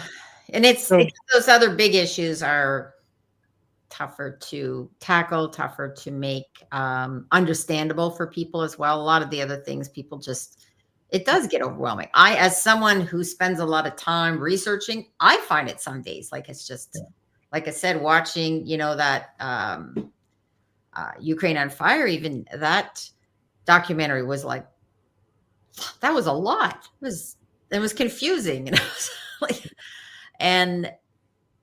It's right now I find there's so much that's required of us to really understand history on so many levels the different wars and understanding history and why is this happening and propaganda, because you really have to look at everything. It was something you said earlier, Rick, that you do have to look at things and understand who's saying them, where's it coming from, and not just accepting it. And we've become very accustomed just accepting. We heard something on the news, it must be true, right? And we should maybe go, well, wait a minute, that's one perspective. So Tucker interviewing, that's one perspective. Is there a belief that everybody's going to go listen to that? And, oh my God, all of a sudden we're going to like believe everything Putin says, right? Like, and I think it's important to remember that we are at war. This is, we're in war. So the first casualty of war is truth. We are being subjected to propaganda constantly right now, and we're not accustomed to it because our generation, while we went through, the Gulf War, we've been through other conflicts, but not like this. This is really, it has developed into a world war, especially on the information front. And I don't think that we as a society are prepared for this. There isn't enough media literacy out there. People don't really understand what it is they're looking at, reading, hearing, absorbing. And I think that they're using techniques to spread whatever information they choose to spread. And when I say they, I mean all sides, all countries, even big companies, in very sophisticated ways now. So this interview with Tucker, I say, me personally, let him go, of course. Let him do the interview, of course. Like, why would you try to stop it? He has every right to do it. I welcome the information, but I just think the most important thing is we need to, and I'll get you to comment on this, Gail, because I just think people need to remember that he's coming at it from a particular place, and we don't even really know for sure what that place is in his case, or maybe in anybody's case, because even here I've been accused of being on this side or that side, because I've run speeches with Vladimir Putin, therefore I must be on Russia's side. But over here I'm critical of the war, or people say I'm pro-American. I'm just trying to be a journalist. Guilt by association. I'll get you to weigh in on that. Well, I think it's, what does it mean to be a journalist in 2024, right? That's another big question right now. And it's something which is something I've been working on really since the start of the whole, COVID situation. I started really looking at media very differently. I've been out of the media now for a long time, but it's still in me in terms of how I see media and what I see journalism. And, I transitioned from being in, I got to be careful of that word. I moved from being in mainstream print journalism through to now being in using social media, using as a tool, having a show on YouTube, but I also, I post things, I come on shows like this. I've been on other shows and commented. So, that's why we're doing what we're doing, Rick, right? Because it has changed. So, I think the idea of interviewing, whether it's interviewing Zelensky, interviewing Putin, these are two key figures. And I think it's important that people be given all information and not assume that people are that dumb that they just can't figure some things out. I think that's the other thing that I find really offensive at times is this idea that, well, people are too stupid to make up their own minds. So we have to rely only on certain people to, spoon feed us news. And, I'd say a lot of people that are the most curious too. And I've noticed this a lot of times, they aren't the ones that have the most letters after their names either. So a lot of people that I've spoke to, I used to, at one point in my life, I even ran a bed and breakfast and lived on a smaller island. And a lot of the people, I've lived on a farm. A friend of mine had a farm. And I tell you, the smartest people I've known, I've got to say, people that are farmers, they know a lot of stuff. They know about weather. They know how to fix things. They know how to problem solve. And we kind of discount that. We've treated people that work with their hands, or the true working class, we've discounted their knowledge. And I think at our peril sometimes, because and then we think that if they support something, that, well, it's because they're not smart, because they don't have a university degree. And I have learned that I surround myself with people too that don't have university degrees sometimes, because they actually they're often able to see things much clearer. What do you think, Ian? Okay, I was so fascinated by listening to Gail, I've lost the thread. Well, I just want your reaction to what she said. I just woke up. Oh, okay. Plumbers are smart too. Yeah, my grandson is training to be a millwright. He'll be one in another 3 months, and we really encourage that. First of all, academically, I don't know if he could have handled a university course, but he is fixed for life. He has got a good, solid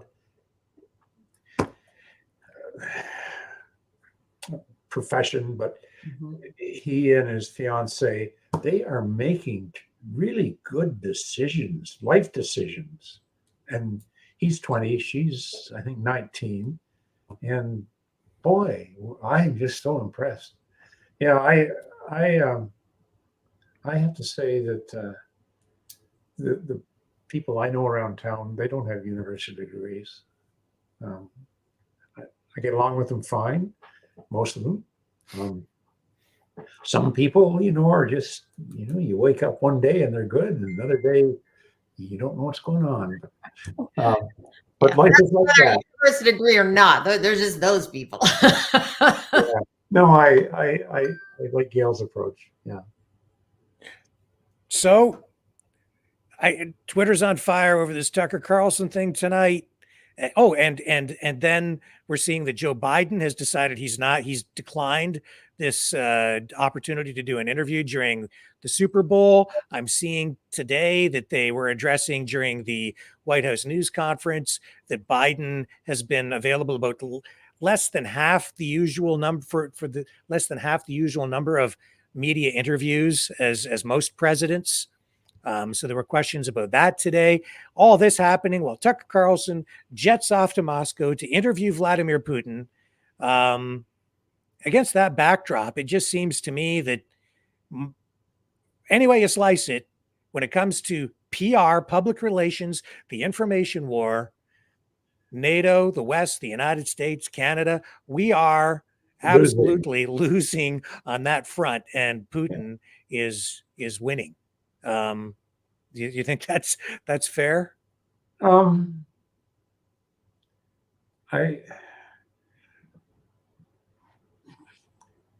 I don't view it that way. That may be true.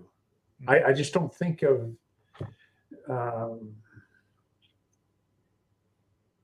it as Tucker's interview as being part of the information war. Now, I'm sure that, well,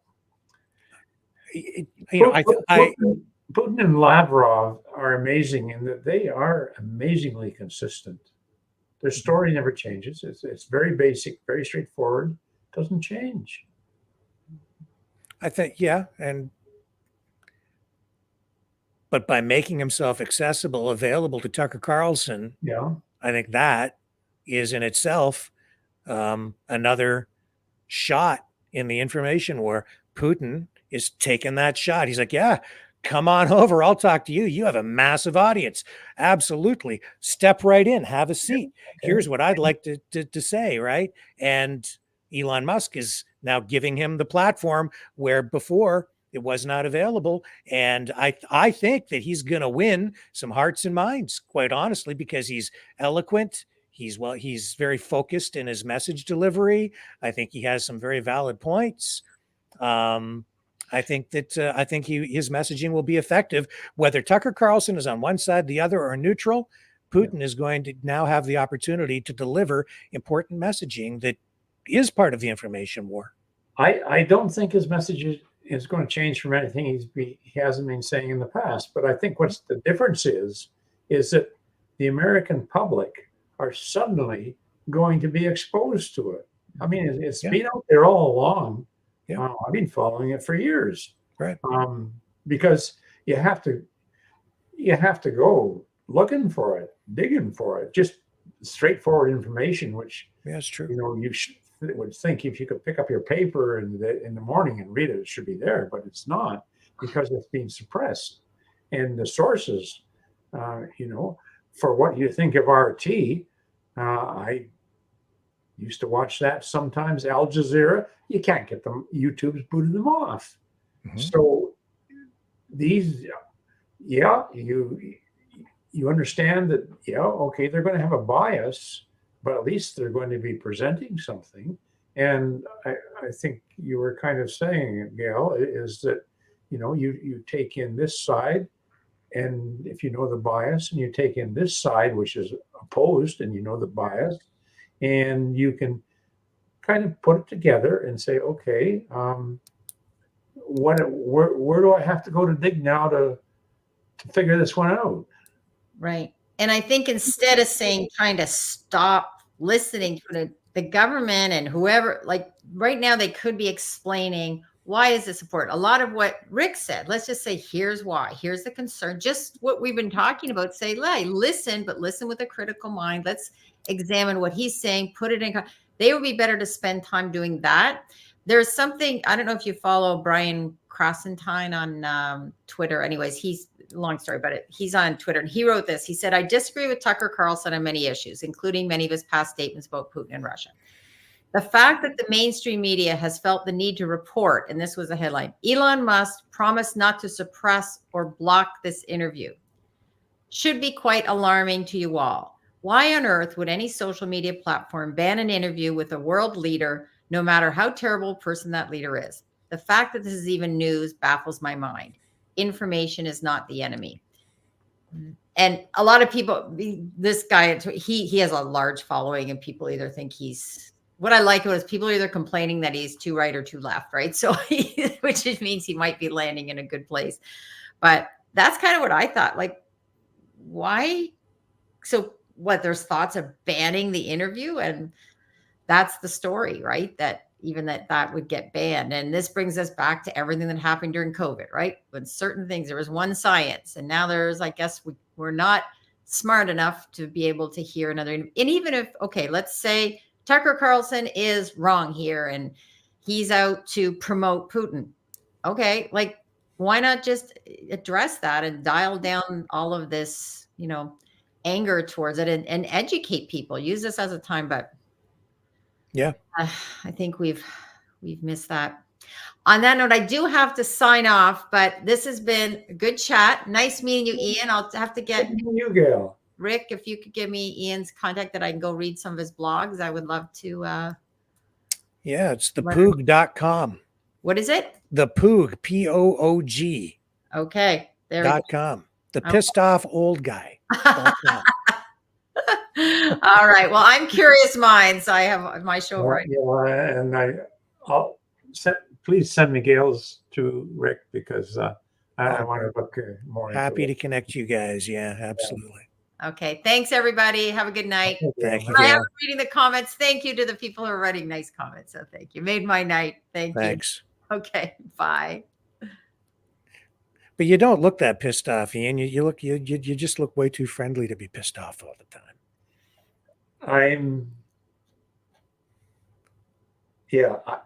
I could put it this way. I found religion, which has a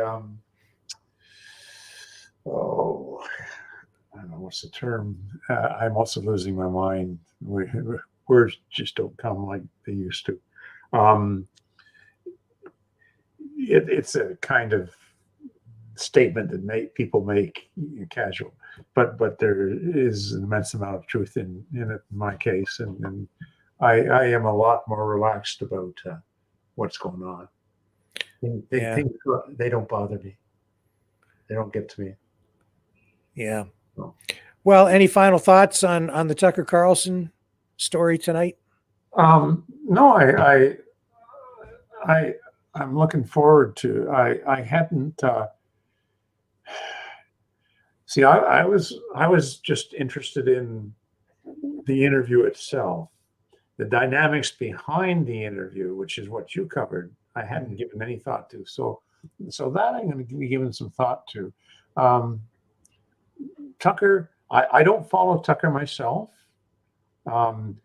When things come up and come across to me, I will look at it, but I haven't subscribed to his channel or anything, and so I will say I'm not a fan of his in the sense that I got to get out there and wave the flag, but I will listen to the guy. Yeah. So, yeah, well, me too. I do follow him, not religiously. I do watch a lot of his material, always have. I've noticed a bit of a change since he's left Fox. Yeah. His content has become a bit more sensational, shall we say. So there's a lot more focus, I think, on, the UFO stuff. And, people can make whatever they want of that at this point, especially with these congressional hearings, giving that kind of content more legitimacy. But it's a little more clickbaity at times. But I think that's because he needed to kind of kickstart his new gig on X. So, yeah. Yeah, and the same with Joe Rogan. I don't follow him, but I will watch interviews that he does if they're put to me by someone who kind of says, "You got to see this because of this." Very directed viewing. Maybe that's a better way of putting it.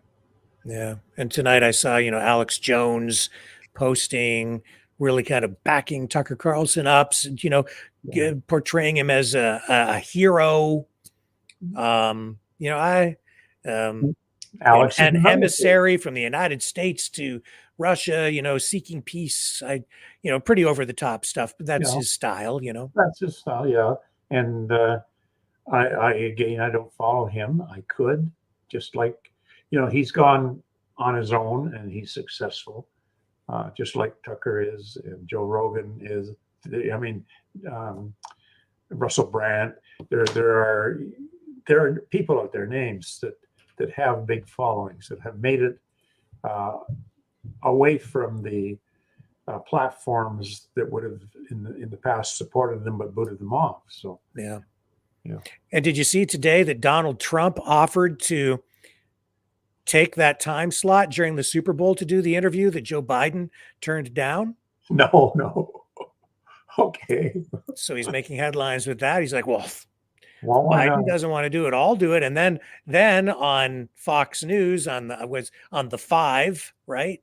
Yeah. They were joking, and there's a clip circulating now where they were joking, saying something like, well, if he's the real president anyway, or something like that, feeding into the whole notion that maybe the last election was or was not legitimate.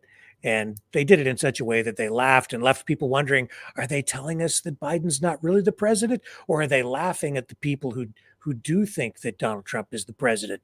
It's kind of left hanging that way. But, yeah, it's information. It's weird. Yeah, and I'm looking forward to our hopefully probably private conversation about the issue of.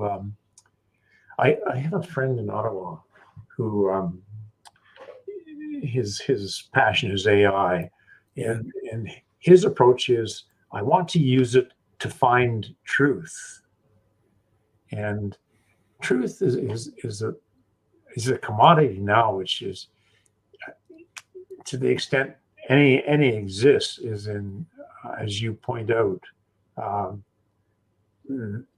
in danger of extinction by what technology is capable of doing now. I mean, I don't even know if I'm really talking to Rick Walker. There's no way to know. In 2 years, it'll be good enough that I won't be able to tell.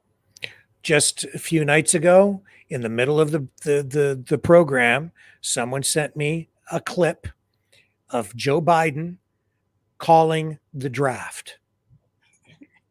And I was like, what the heck?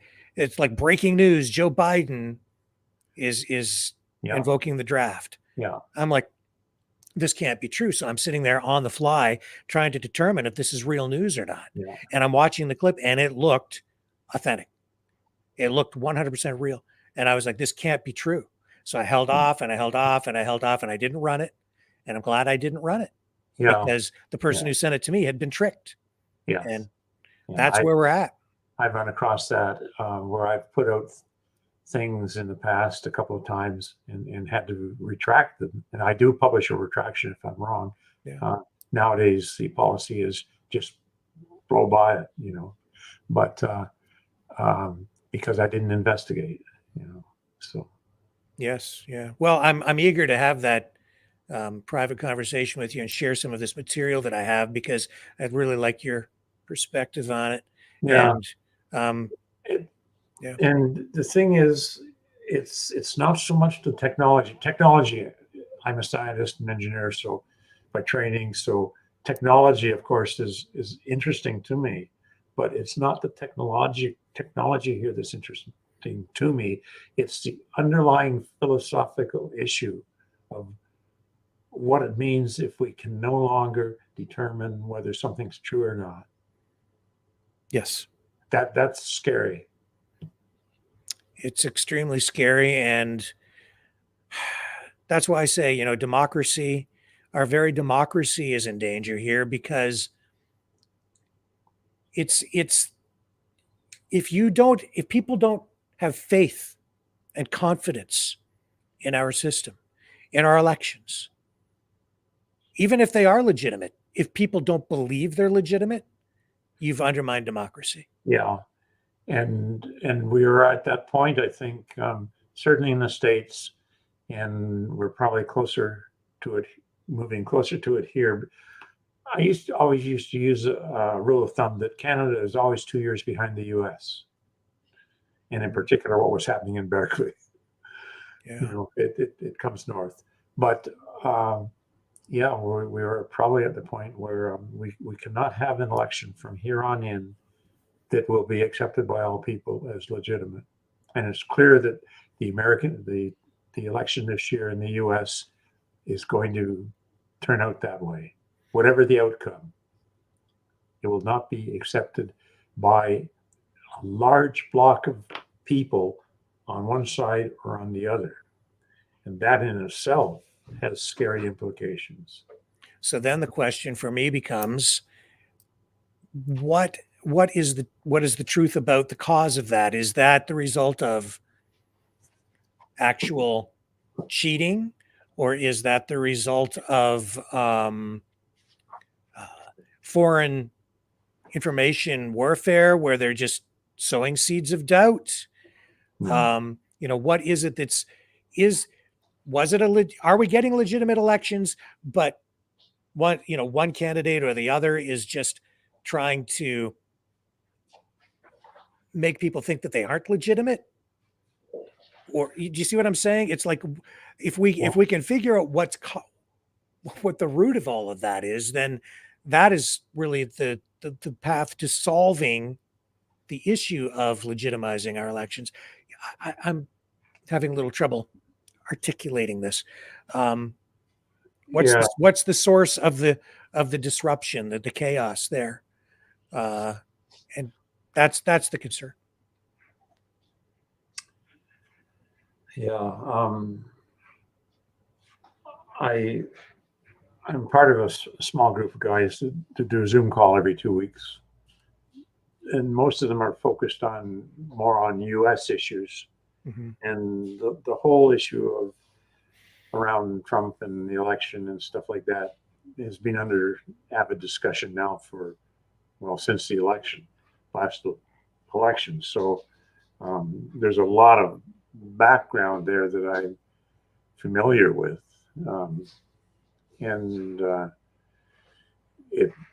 When there is that amount of stuff out there. It's not mainstream, but the alternative media certainly have access to it and stuff like that. So it does get out and gets spread around, and I think that's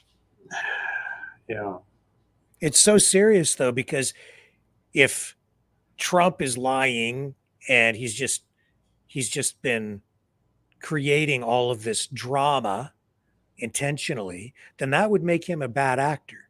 If, on the other hand, he's right and the election wasn't legitimate and Biden stole it, then that would make him a victim, and all of the J6ers and all of the the people of but then you that don't have to you don't have to listen. You don't have to listen to Trump at all for that.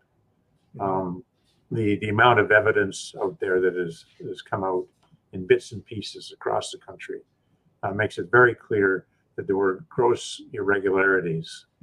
I was watching election night, and they would. And we have to be careful because we're on YouTube. Just okay to let you know. Well, I'm just saying that. Yeah, I hear you.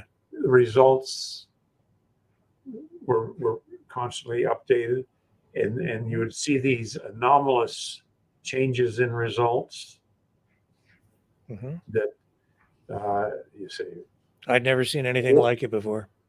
What did that?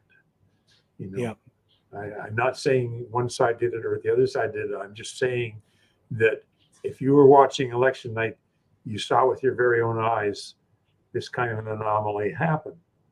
And if you're a thinking viewer, you're going to say, something's going on here.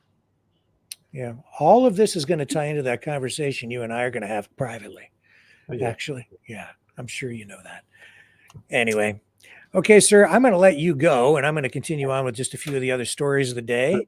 Well, I appreciate this, Ray. I appreciate you coming on.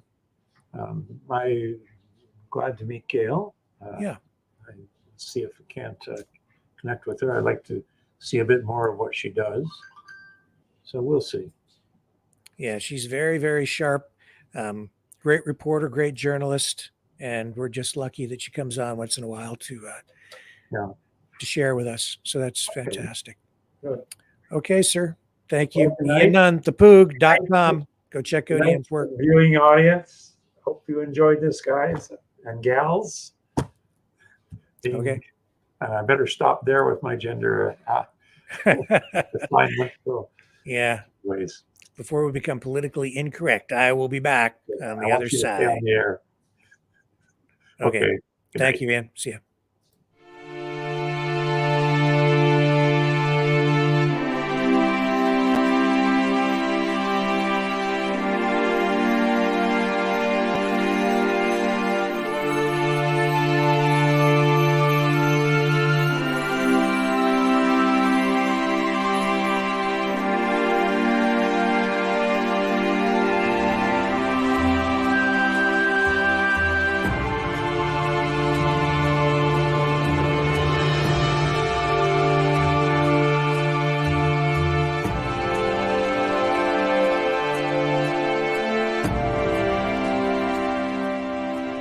Maverick News.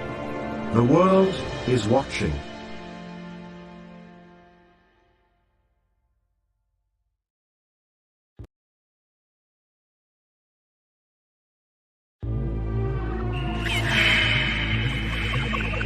Fighting the Great Reset. By leading the Great Resistance.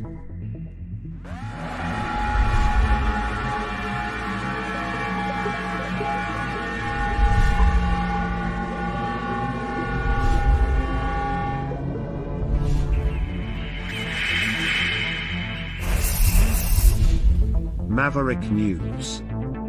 The antivirus programs for your mind.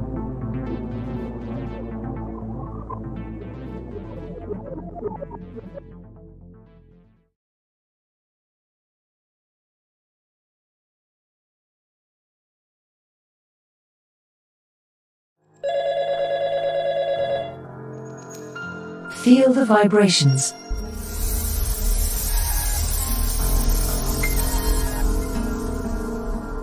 Our quest continues.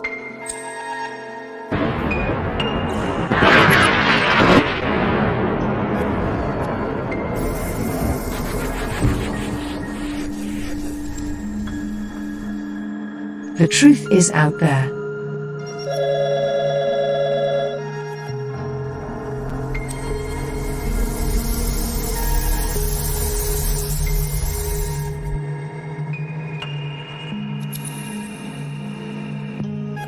We are Mavericks.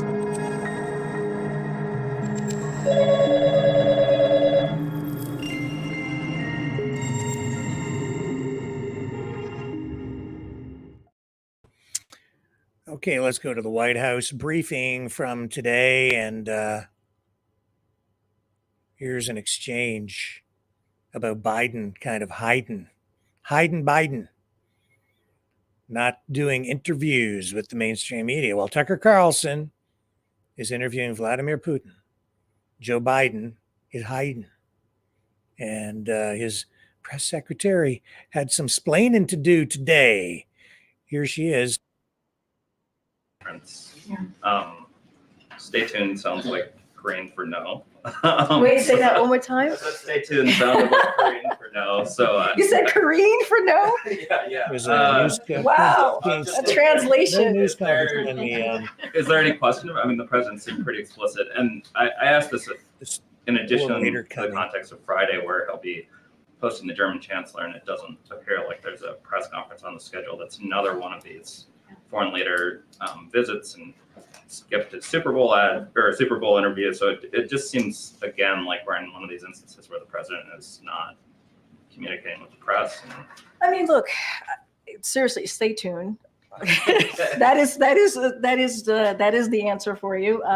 Look, the president took questions yesterday, took questions today. So I wouldn't say that he is not engaging with the press. I would not say that because he does. And when we have more to share on later this week, what Thursday might look like, or Friday with the German chancellor coming, certainly as it relates to the press component, certainly we will share that. It really truly is stay tuned. I guess the criticism, and you look not only on engagements, which now the president tries his predecessor in terms of that, but interviews where it's half of most of his recent predecessors at this point in his term. Interviews where it's less than half. Can you kind of flesh out? I mean, there's no kind of denying this strategy and what you're. So look, I'm not going to stand here and deny the numbers. That's not what I'm going to do here. But I will say that the president, one of the things that the president has been able to do is communicate in non-traditional ways. That is true, and he's done that in a way we have not seen other presidents do.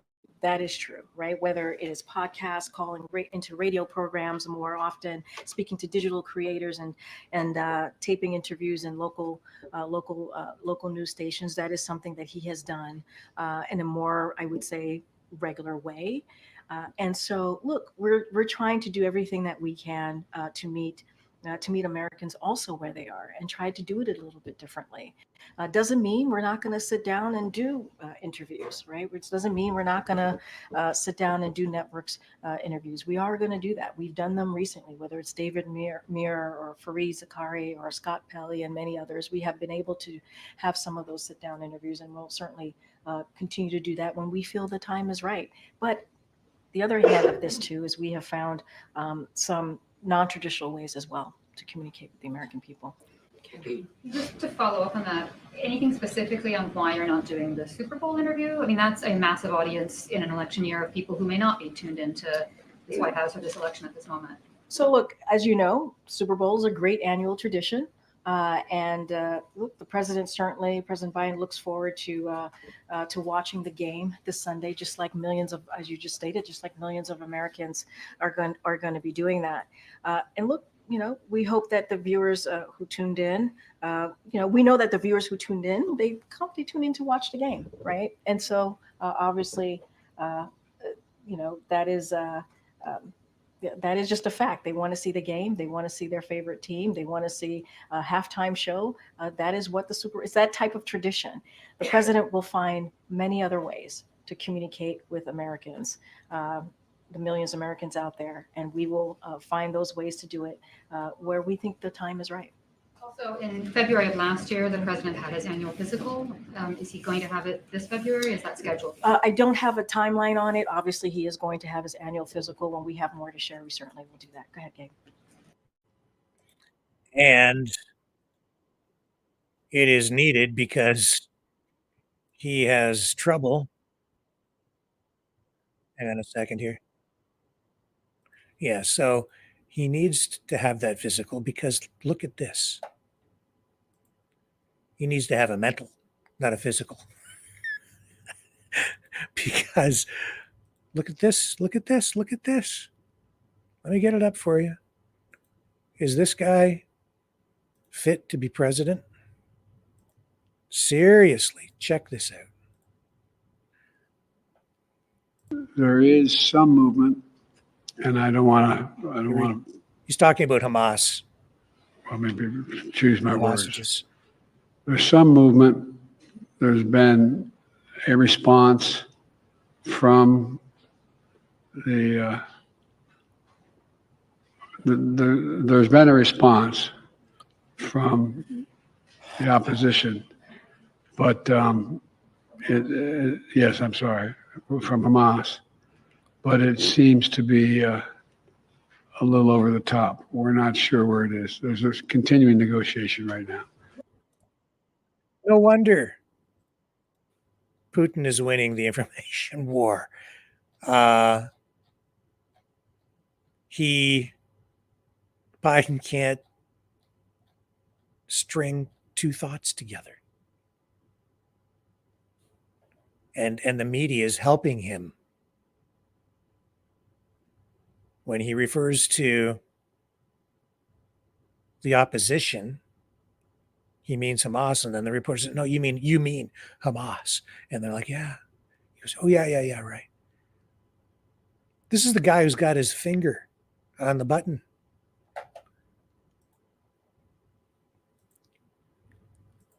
And no wonder he's hiding from the media.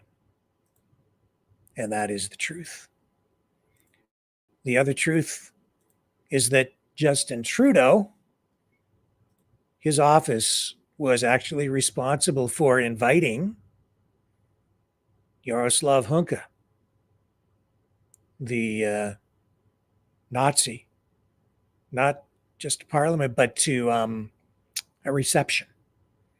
So this after Trudeau threw the Speaker of the House under the bus as being the person responsible for inviting Yaroslav Hunka to Parliament. But now it has come out that indeed it was the PMO's office itself that invited Yaroslav Hunka to a reception. And that became the focus of this exchange today in the House of Commons during question period between Trudeau and Conservative Party leader Pierre Poilievre. And let's let it roll. Here's the exchange.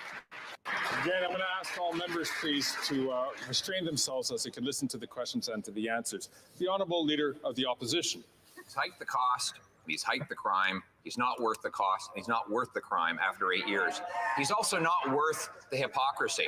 Mr. Speaker, the Prime Minister has been claiming for months that he had no involvement in or knowledge of the invitation of a former Nazi soldier to the visit of the Ukrainian president. Now we know that he personally invited that same individual. He actually said the opposite. And he said that the former speaker had to resign over doing the exact same thing. So will he hold himself to the very same standard and admit that he's not fit for office? The Right Honourable Prime Minister. The attacks that the leader of the opposition is choosing to make against the Ukrainian-Canadian Congress demonstrates the extent to which this Conservative Party no longer stands with Ukraine. They have an opportunity in just a few minutes, Mr. Speaker, to stand and vote in favor of a free trade deal that Vladimir Zelensky himself is asking this House to pass, and he is choosing to not stand with Ukraine, not stand with Ukrainians, and not stand with Ukrainian Canadians. Why are they abandoning Ukraine?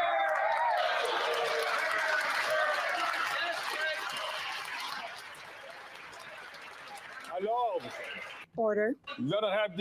The Honourable Member for Belleuil-Chambly. Yesterday, the Bloc Québécois tabled its bill to remove the religious exemption. Okay. Enough.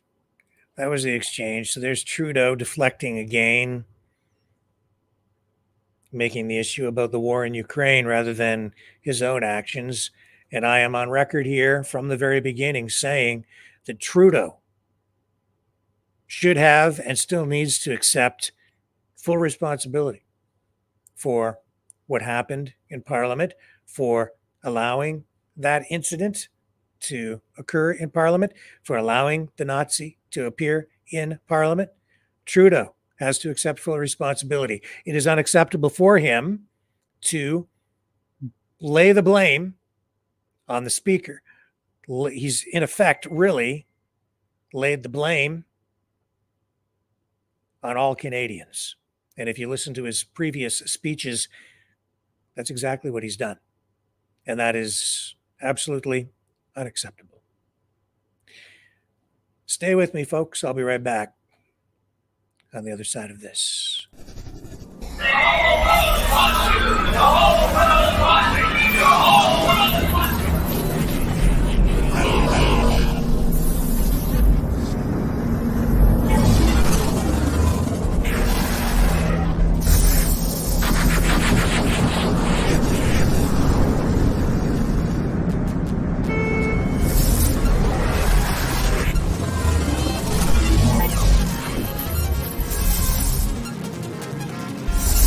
Maverick News. The world is watching.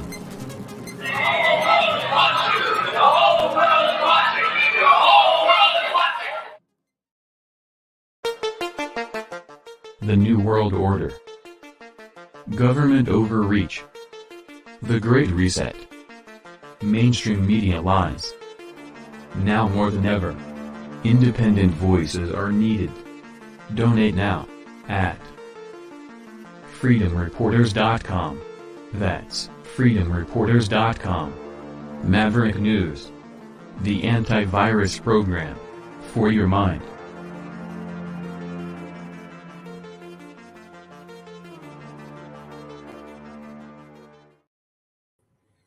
Okay, folks, so I think it's about time to go to the phones.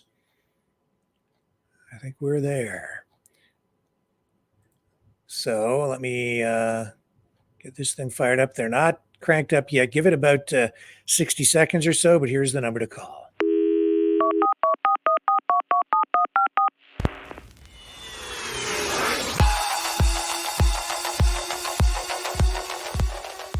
Join the conversation. Call 1-833-975-3733. That's 1-833-975. Free. Speak up. Speak out. Make your voice heard. Maverick News. Fighting for freedom by defending your right to free speech. Be a Maverick. Join us.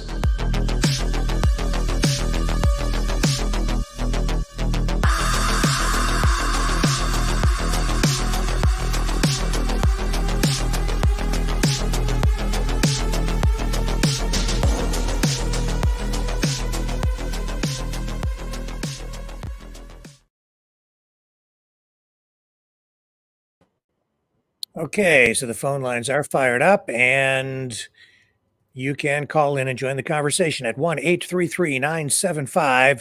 3733. That's 1-833-975-3733. I'll be back after this, and I look forward to taking your calls tonight.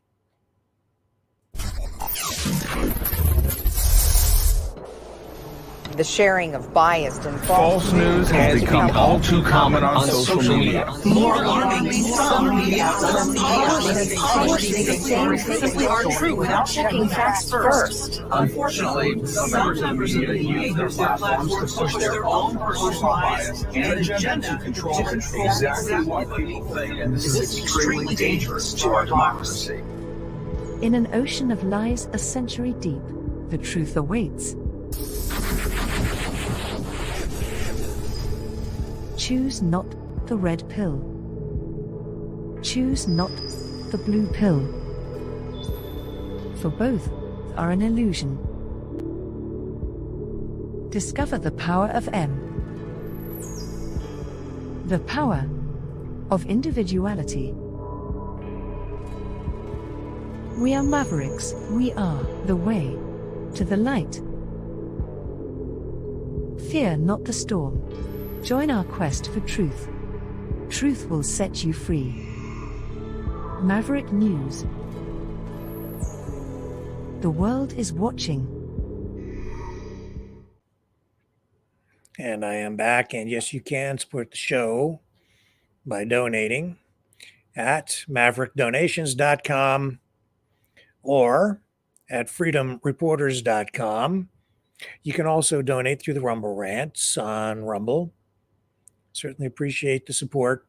Helps us fund the operation, keep everything online here. With a donation of $60 or more, I will send you a Maverick News shirt with this embroidered Maverick News logo on it, emblem. Just tell me what size you need. They're available in black only. Also, we have hoodies, $60 donation or more, and I can send you a hoodie. With a donation of $30 or more, I can send you a t-shirt. So thank you again to all those who have supported the program, and thank you to those of you who will in the future. I hope that you will continue to support us in the future. We need your help so that we can maintain our independence and try to get you closer to the truth. Okay, so the number to call is 1-833-975-3733. And let's just see, I think we do have a call or two in the queue. Let's go to our first caller of the night. Hello, go ahead, you're on the air. Hi, Rick. Hey there. Is this How's it going? Is this Sue? Yeah, it's been a long time. Yeah, welcome back. Listen, Trudeau might have invited that Nazi dude into the parliament, but every one of them stood up and clapped. Yeah. And if you watch the Speaker of the House announcing him, he paused. Once he was reading further down, he noticed what was there. Yeah. And probably crapping his pants because he had to finish reading it. So he got blamed for something Trudeau did. Gee, sounds familiar. Yeah, Trudeau let the guy take the fall. Threw him under the bus. Yeah. I'm getting feedback. Can you turn your computer down maybe? I'm not sure why we're getting the echo. It is down. Is it? That's weird. It is down. Could be my phone. Yeah, maybe.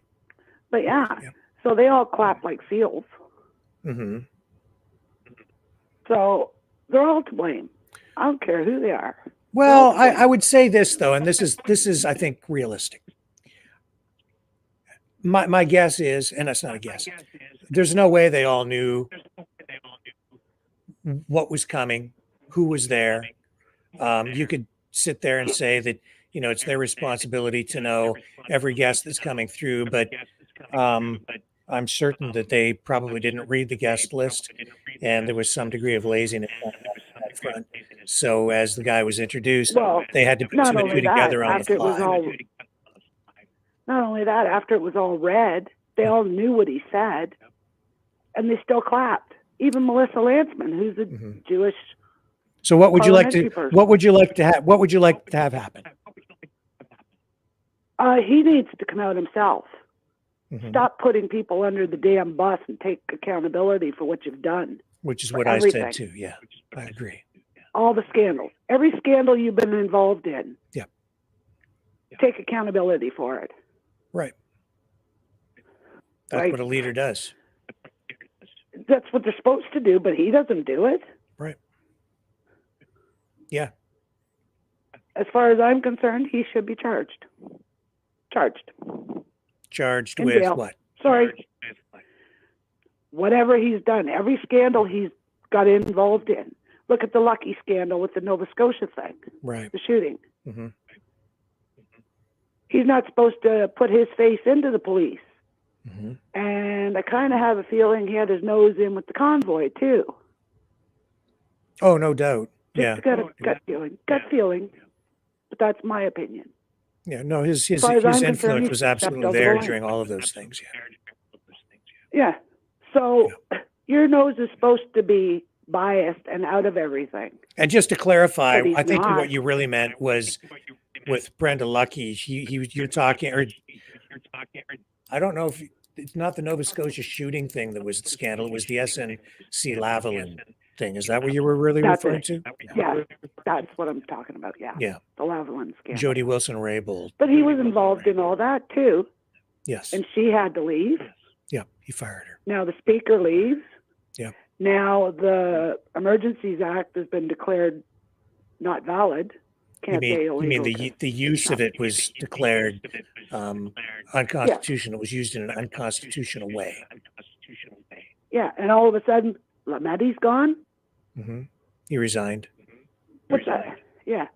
What's that? Another one you throw under the bus? Yeah. I mean, he did. Like, there's too many coincidences.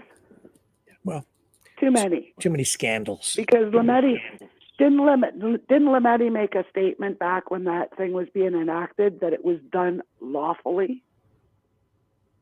The Emergencies Act. I'd have to I thought review there was that. a video. Yeah. I don't remember him saying that.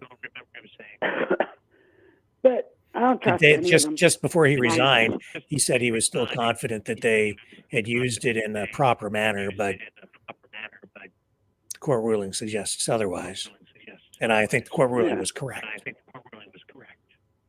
Yes, I do too. And I think there should be consequences for that too. Yeah, I agree. And I think the consequence really should be that he should resign. Yep. Immediately. Like I said, lawsuits, I mean, people can file lawsuits, but who pays in the long run? We do. Yep. Plain and simple. Yeah. Because you can't sue him personally. I don't know if you can, but Sure, you could. You could. civil lawsuit. Mm-hmm. If there's a legitimate lawsuit, you can sue a politician. I'd like to see him standing in a bread line. Yeah. Not likely to happen. Him and the rest of them. No, not likely. But there's just too much coincidences. There's too much. And it's hurting a lot of people. Mm-hmm. A lot of people. Yeah, well, I've said many But- times, I think he's the worst prime minister in Canadian history. He's Him and his divided father. people. Yeah. Most of this started with his dad, and he's kind of trying to finish the job. He said he was going to finish the job. Mm-hmm. Trudeau said that in a statement. He was going to finish the job that his father started. So, no. But no, as far as I'm concerned, they all need to be investigated. Well, That's just my opinion. yeah, I understand. There's a lot of discontent. But anyway, but by the time there's an election coming up, probably this year. Well, I hope so. But I don't think Pierre Poilievre is going to save us either. Yeah. I think he's going to follow suit. Might take him a year or so, but he's going to do the same thing. Well, only time will tell. And I'll tell you this, tomorrow, you're going to want to tune in because I have something that might be right up your alley then. I have a whole feature interview with someone who's going to tell us all about a brand new federal political party. So Okay. you're going to want to tune in for that. Good. Yeah. And We with need that, something different. We can't keep voting these idiots. Because a bloc, what the hell are they doing in Parliament? yeah, Aren't they separatists? they are. Doesn't make sense in a way, does it? No. And I mean, the Green Party, they might just well fold it up and go home. Yeah. It does show Every time that old broad their system is built in such a way that there's a high level of tolerance, even for a political party that wants to literally rip the country apart. Yeah. So, like, there's no putting it together. None of them have any option of putting it together. Pierre Poilievre goes off on his little spiel, but he's all in on it. Well, he's not. If he had anything to say, he should say it now. That would make people go after him even more to vote for him. But he keeps his lips shut. And I don't care who's standing behind him. If you're any kind of a person in Parliament, speak the truth. When How you hard say is the truth? when you say he keeps his lips shut, you mean you're talking about specific issues that he is not Yeah, addressing? immigration. Yeah. All the crime that's going on. He keeps blabbering on about the cars being stolen. Yeah. Shit, that's been going on for years. Yeah. That's why nothing new. That's why you're going to want to tune in tomorrow night. Okay, I will. All right, cool. Thank But you. Sue. anyway, that was my little rant for the day. Okay. I just Appreciate get tired of listening to that fool try to open his mouth. Yeah. Him and Bobblehead. Okay, we're going to move on to the next caller. Thank you, Sue. Look forward to your next All right, call. Jack. See you Thanks. tomorrow night. All right. Bye. Okay. Bye. And who do we have on the line next here? Go ahead. You're on the air. Hello. Are you there? Hello. The line is active. Someone is out there. There you are. Who am I speaking Hello. with? Hello. Hello. Hi, who's this? There's someone speaking double speak. Ooh. Hello. Hello. Hello. Hello. Hello. Okay. Hello. Yeah, I am here and you're there. So go ahead. You might want to turn your computer down because that's why you're hearing the echo. I think. If you turn your computer down and just talk on your phone, then the problem should be solved. Yes. Have we got you? Go ahead. Hello. Hello, go ahead. Hello. There's double speak. Hello. Okay, well, we can't continue with this. We've got a technical problem. So Hello. hello. Hello. Hello. Hello. Go ahead. Just talk. What do you want to say? Hello. Okay, well, we can't continue with this. I'm sorry, folks. Hello. Hello. Hello. I'm very sorry, but we got to drop out of this if you're not going to be able to connect properly. Hello. Oh my goodness, this is ridiculous. Yes, it is, isn't it? Let's just Very technical problems right now. Hello. It's very complicated. Hello. Oh, okay. There's like Back to the queue with that caller. I'm going to take a break and try to cleanse my brain. And I'll be back after this.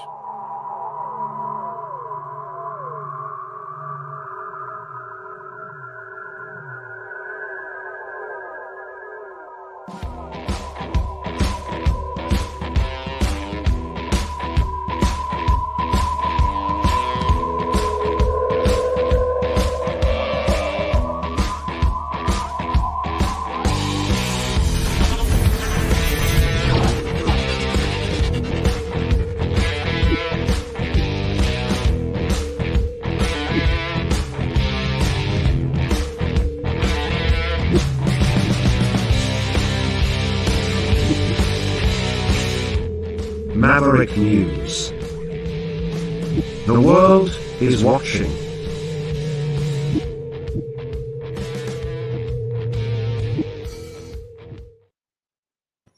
Hello. Hello. And let's say hello to John. Hey, John, how are you tonight? What's going on, man? Hello? Hello? Hello? Hello? Anyways, I think she was playing with you, pulling your wire. You think so? But anyways, I don't know. Sounded like it. Could be. She was coming in clear. She was. And she heard you a few times. That's okay. Anyhow, move on. This Tucker Carlson, yeah. Yeah. You know, what I want to hear is what Putin says. Yep. Like Tucker, okay, but I want to hear what Putin says. That's what I want to hear. If he's interviewing Putin. Yeah. You know, Putin always says what does he always say? The West Empire is always full of lies. Yeah, it's an empire of lies. It's built on it's an empire of lies. Yeah. Yeah. But Mm-hmm. that should be interesting. The interview hasn't taken place yet. I've been looking for it. I can't find it. Yeah, it's not out there yet. No, I didn't think so. Nope. Russia probably censors it. Or they'd have to review it before it goes out. Yeah. And do you think that they have more free speech in Russia or here today? You know, I really don't know. I don't know the Russian too much, but I do know their economy is a lot better. The president seemed to be cooler. He's, more of likable than any president. As long as you don't cross him, he has a tendency to. So you think Yeah. you think they're afraid of him? I wouldn't want to be on his bad side. I'll put it that way. He has put at least 2 American journalists in jail since the start of the Ukraine war. I don't know in the United States how many journalists have been imprisoned, if any, but that's 2 on the Russian side. Legitimate, I don't know. Were they actual spies or whatever? I don't have enough information to know if what Russia did was proper or not, but 2 in jail. I know that, there are certain rules over there. So for instance, you're not allowed as a journalist to show buildings that have been bombed in the war. You're not supposed to show that. There is footage that gets out all the time, but you're not really supposed to show damage on the Russian side. So it's, again, the first casualty of war is truth. People are not aware of that kind of censorship. They do have, censorship in place over there too. And over here, we have unprecedented levels of censorship right now here in the West. So, Oh yeah. But I don't know. Like Scott Ritter was there. Yeah. He met him, and he also met Steven Seagal. Yeah. And they gave Ritter all these gifts, nice gifts. Mm-hmm. Yeah. Ritter was talking about the gifts he got, and they treated him with, dignity, and he likes Russia, he says. Well, Ritter that much is says very he likes clear. Russia. He certainly does. He's very, very happy over there. Yeah. And that's why he's also accused of, having a bias toward Russia, or maybe even being paid by Russia, which he denies, but repeated accusations of that with Scott Ritter. He certainly takes a pro-Russia stance and so on when he speaks. I certainly tune into that. I think back to the predictions he's made and how accurate he's been. I just, you can look at Scott Ritter either way. He's been on our show many times. I like Scott, but I understand the accusations against him. I understand the accusations against Tucker Carlson. I can see why, but I also support free speech. I support their right to conduct themselves the way they choose to conduct themselves. I wouldn't say Scott Ritter is a journalist. He's an analyst, a pundit, a military expert. He's not bound by the same code of ethics that I am as a journalist. He's an influencer. He's there to influence people as a social media influencer, whether he's doing it in a completely unbiased or impartial way. People will have to assess for themselves. But, as a journalist, I'm always trying to look at all sides, right? Did they ask Tucker why he wanted to go to Russia? Did who ask? The mainstream media or whatever? The media, yeah. What would you say if they asked you, why do you want to go to Russia to interview Putin?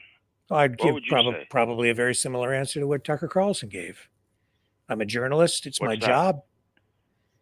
So if it's an opportunity to interview, it's an opportunity to interview a world leader in a pivotal time in history. I would absolutely go to interview Vladimir Putin. And I'm sure that if I went, I would be facing the same sorts of accusations. He's just a Putin stooge. I'd say, fuck you because I can. Yeah. Right. I don't know. The key for me, John, is that when I watch the interview, I'm going to be looking very carefully at the questions and comments that Tucker Carlson makes. In his words, I think we will get pretty, we should get some real clues as to whether he's acting in good faith. He tells the truth all the time, it seems like. That's why he gets in trouble. Who, Tucker? Yeah. Yeah, don't tell the truth. He gets in trouble. He tells the truth. That's why he got fired from Fox, telling the truth. Yeah. So I don't think he's going to lie to us, but I'm really interested in what Putin's got to say. I really, that's the guy I want to hear so bad. Putin. There's another guy there. He should interview the other guy too, who's running against Putin. There's an election coming up in Russia, eh? Yeah. And he's only got one guy got the balls to go against him. Yeah. And the guy's he's against what? War? He's against war. That guy. I don't think he stands a chance. The guy I'm talking about, eh? The old guy. Alexei Anatolovich. That's him. Yeah. That's him. Yeah. And he's running against Putin, and then there's the other guy, Alexei Navalny. He's the jailed opposition leader. Oh, there's a couple. I thought there was only one. That's what I seen. Yeah. I can't say that I'm really up to speed on the internal politics in Russia. I just know that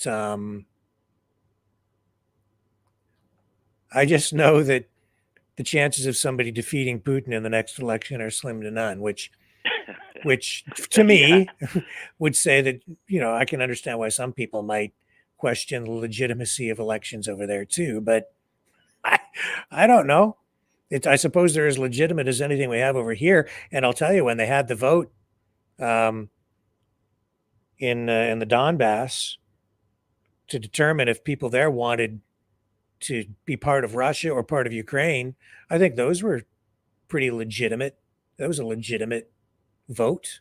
I think that was true from everything that I saw going on. Even though there were accusations that vote was just a sham, but I don't think so. I think it was very legit. Yeah, I don't know. See what happened today. Trump, he got McConnell, whatever that idiot is, McConnell, to stop the $118 billion going to Russia and Ukraine, Yep. Israel, Israel, Ukraine, and the border security. That's right. So the money is on hold now. That's right. That's what I was talking about earlier. And, yeah. And like, I don't know why we keep saying that money. They're sending $50 billion to Ukraine just to run the government because they have no money to run the government. Yeah, that's right. It's not for weapons. They don't have any weapons to send up there. They've already sent all their old junk. Everybody sent them all their old junk. Yeah. And was it you who was saying tonight that Biden wants to send? I don't know. That's probably not true. No. It was that other snake in they used to hang out with Pelosi, that other snake there. Schumer? Get it? Huh? Yeah, Schumer. That's the guy. Yeah. He says if we don't get that money over to Ukraine, I'm going to send our military over there to fight against Russia. Did you hear that one? No, I didn't hear that today. Oh, yeah, that was Schumer. What a character that guy is if that's going to happen, eh? I tell you, man, those people they need their head checked, all of them. Not just Biden. I think all of them need their head checked. Yeah. As far as I'm concerned, when you're 65, mandatory retire. That's it. Forget it. You're too old. You're not sharp anymore. Like Trump's too old, man. I like Trump, okay, but he's too old, man. Put in the pasture, man. Go enjoy the golf course and have a good life. He's gonna get killed, man. You know, somebody's gonna take him out. I can see it. There's too many people that hate the guy so bad. Look at today. They're charging him for another charge for that riot he started on. You know. And you mean that he's no longer immune to prosecution on the J6 charges? Is that what you're referring to? Yeah. That's the one. Like, come on, man. Okay, Joe. You sound just like Joe Biden. You got another guy on hold? Nope. No, you keep going. I do have a guy on hold, but that's the person who keeps saying hello. So I'm not inclined to go through that again. But they're probably still saying hello.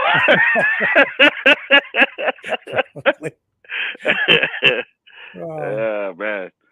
No, but I don't know. I've come to a conclusion, Rick. When you have a lot of money, everything's rigged. Like the Super Bowl, massive amount of money. It's rigged. The politics, massive thieving, massive corruption.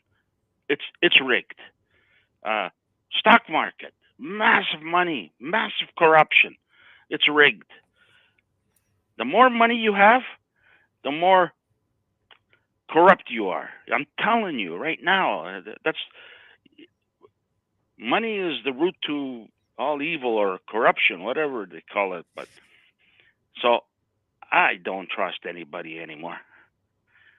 I'm sick and tired of politics, and they should just take everybody out and say that's it. Figure out a new way to run the country, run the world. It's just I don't know. But I think Polyev will do something good. I don't know. I got this gut feeling that he's going to do something good, but he won't be as bad as Trudeau, that's for sure. Trudeau's just man, if I was him right now, I would have retired a long time. I would have stepped down, and I would get somebody else in there to run in his spot until the next election, so people can see this person and say, you know what, this guy's way better than Trudeau. Maybe I'll vote Liberal again. You know what I'm saying? Yeah. That's the only way they're going to win again, because Trudeau's in there till 2025. It's not going to fly. He's out of there. The only way you're going to beat Polyev is you got to find someone in there to take Trudeau's place until he calls an election in September or next year or whatever. So just a temporary person, and he's got to be good. Not that bubblehead that he's got next to her or anybody else. You know, he needs somebody that shines and people will, like. And it's hard to find in the liberal government. I guess it's the government that's, I don't know exactly, John. The whole system has got to be something. Yeah, it's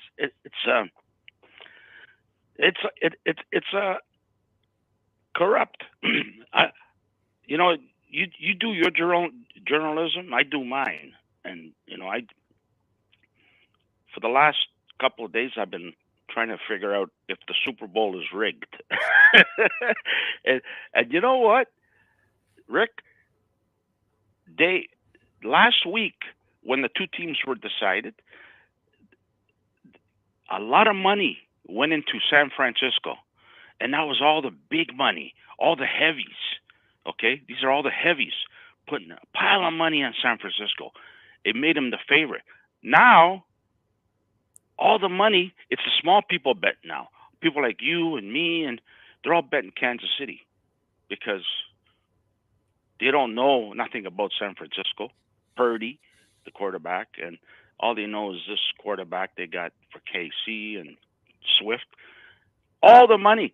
There's large money, but the odds are not changing. I'm looking at the odds. You can tell it's rigged, Rick.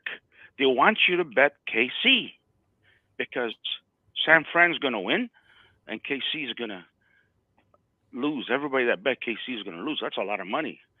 But that's the way I see it because I've been doing my take on it. I like investigating on stuff, That's what I do.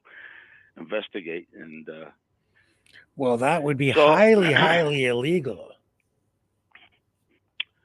Oh yeah, come on. No, it's not illegal. Come on. There's nothing illegal being done. Come on, Rick.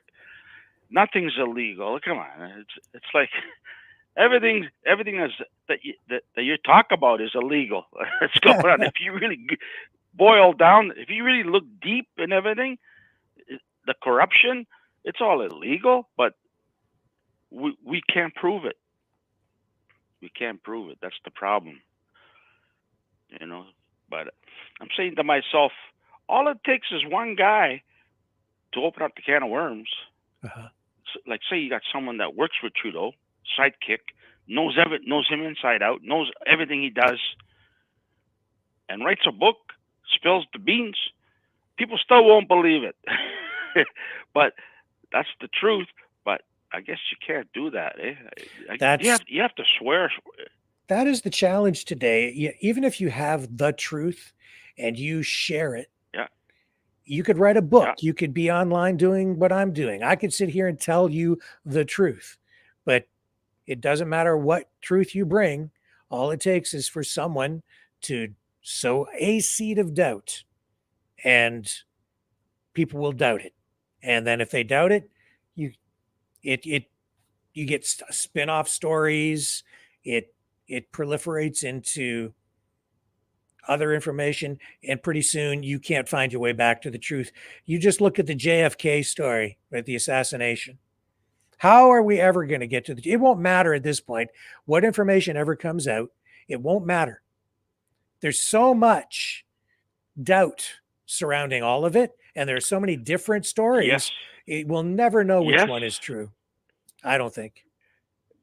I think there was more than one guy myself. See, here we go, right? Like, I have my own take on it, but even that, like, I can sit here and tell people and people go, oh yeah, it's solved. Like, right? No, it doesn't matter what I say. There are people out there who would have 100 different theories now, right? So that I think is the masterful use of disinformation, is to simply just cast doubt on something, and then you'll never find your way to the truth. That's exactly what the real killers, the real people responsible for the assassination want. Just shroud it in doubt, and you'll never get caught. Yeah.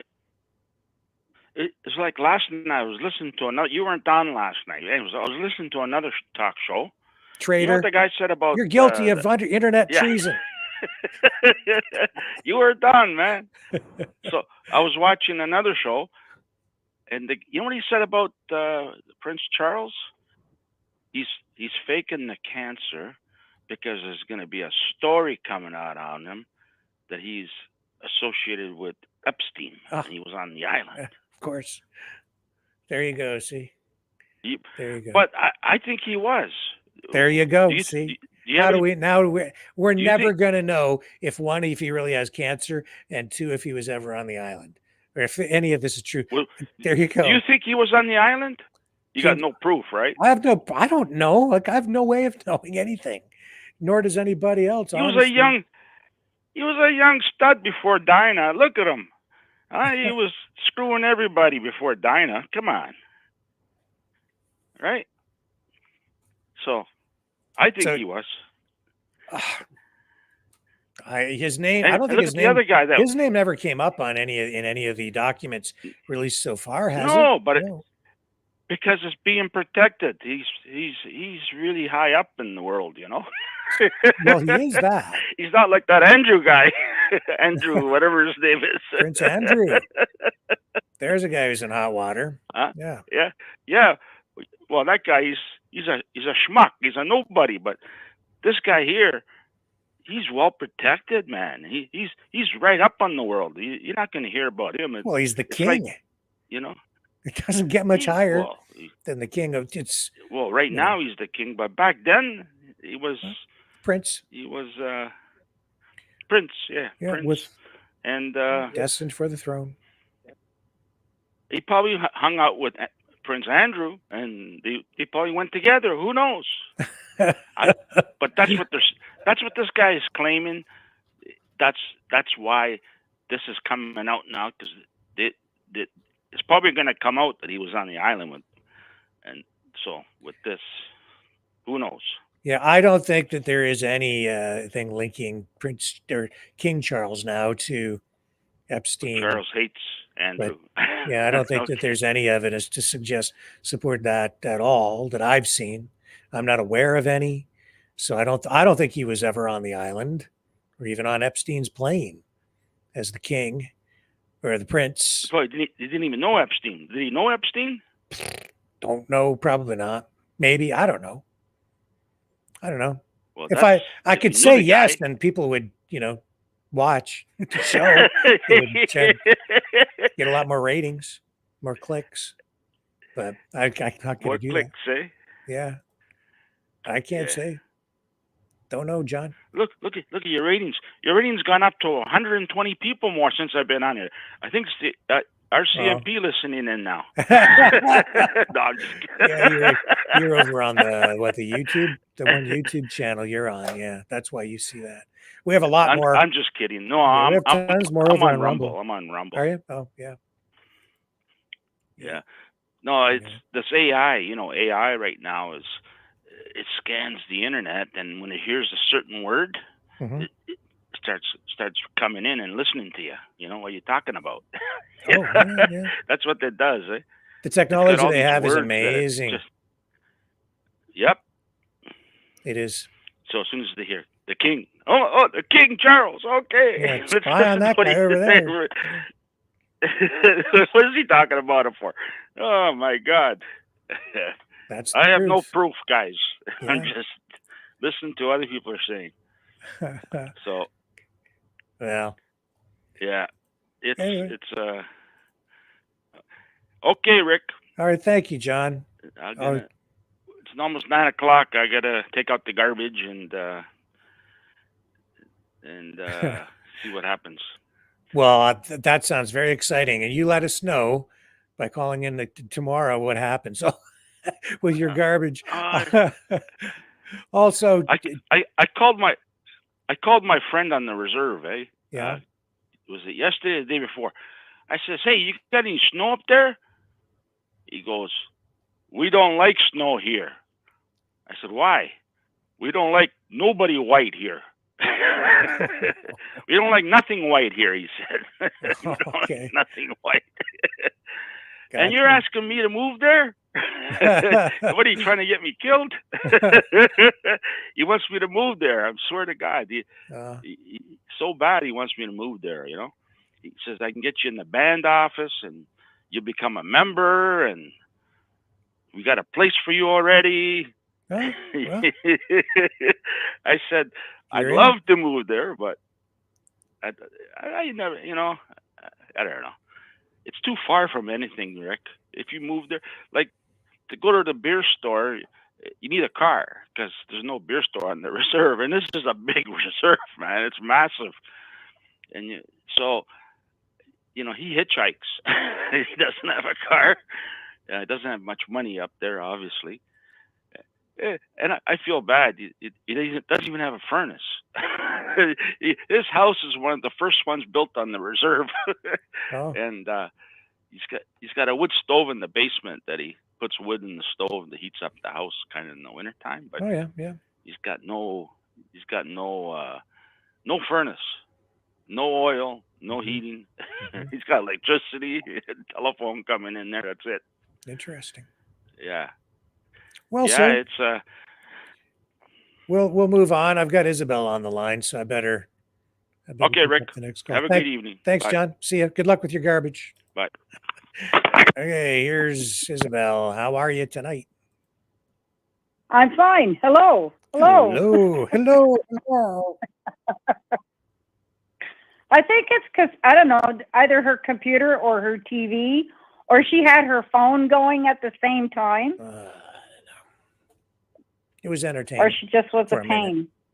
It was entertaining. For a minute. Yeah, everybody online's like, hello, goodbye. So what's on your mind tonight? What are you thinking about all this? I'm really curious to see what Tucker has for us. And I really think that old Sleepy Joe that talks to dead people is going to be nervous. Yeah. I think that's what the whole thing is. He's going to be there. He's going to see the truth. And I think that's what the states are afraid of. They don't want the truth. Right? They wouldn't make money with the truth, would they? Depends on how sensational it is, I guess. Well, I mean, I look back. I mean, during World War II, we were allies with Russia. Yes. Like, sort of. So, sort of. In an adversarial ally sort of way, yeah. Yeah.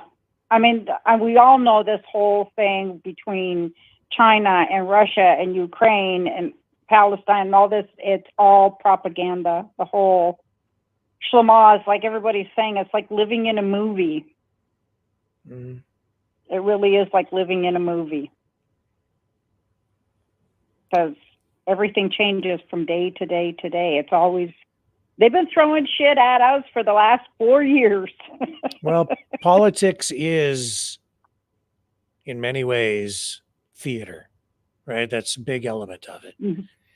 Optics, marketing, selling you a message, selling you ideas, ideology, selling you leaders, right? So, of course, it's like living in a movie. Everything we saw happen down at the border in Texas over the weekend with the convoy, with, the governors going down there. It's all political theater. All of that was planned, choreographed, controlled, every aspect of that. That convoy started out as a thing. I'm telling you, that wasn't just organic. That was actually, they had trouble kickstarting it. And I'm pretty sure they made a bunch of phone calls to salvage that thing for the optics. They wanted, a convoy or for whatever reason, somebody wanted that down there.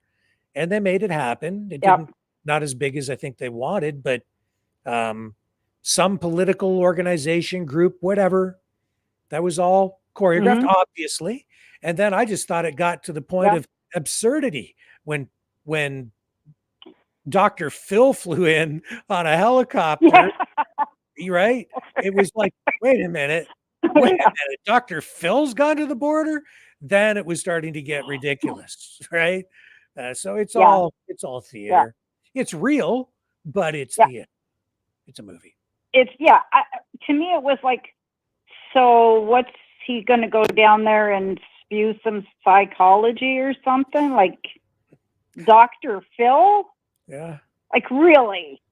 Yeah, and he's walking around like they gave that guy special consideration. The border guards, they're walking around with him. He's posing for photos with the government officials, and I'm like, wait a minute, Dr. Phil, like he's that important? And I guess he is, because he has a big audience, and he does sort of cover issues and news. He's kind of a sort of a journalist, kind of. But more than anything, he's an entertainer, which is why for me it was absurd. He is an entertainer, and I found out I don't watch his shows anymore. I'm too glued to watching the podcasters, because I don't watch the news anymore. I haven't watched the news in years. I'm not about to play into the propaganda of the CBC. I never have. I've never liked the CBC. It was like such drone news. I mean, it was like, it really didn't, they'd up a couple of editions to keep your interest, but we all knew that they're only doing what they're getting paid to do. And I never did like the CBC, either their radio or their news programs, ever. So to you, it was a little too dry, maybe a little too academic? Yeah, I found it was, I don't know, my dad used to say, oh, that's the political news. So he wasn't that far off. Yeah. I mean, the news wasn't something we really watched. We'd watch the local news with my dad, but back then you only had maybe 3 channels. Yeah. So you didn't have a lot of choice. But, I mean, I'm anxious to see what comes out of this with Tucker. I mean, I just laugh from day to day. I see some of the characters that people are posting with Trudeau on a super cape riding a tampon. And I'm like, okay, that's a good one. Here comes man pawn. I'm like, really? And then today they posted Biden at one of his speeches, his last speech. He was talking to dead people. Yeah. And I'm like, oh my God. Okay, you can't hide this one. Is that new, or is that something he was? Yeah, he did that was before. Talking apparently to. He did that but this one was they caught it. Was it this weekend or the end of last week, where he was talking to the prime minister? Is it the prime minister of France, president of France, who passed away in 1996?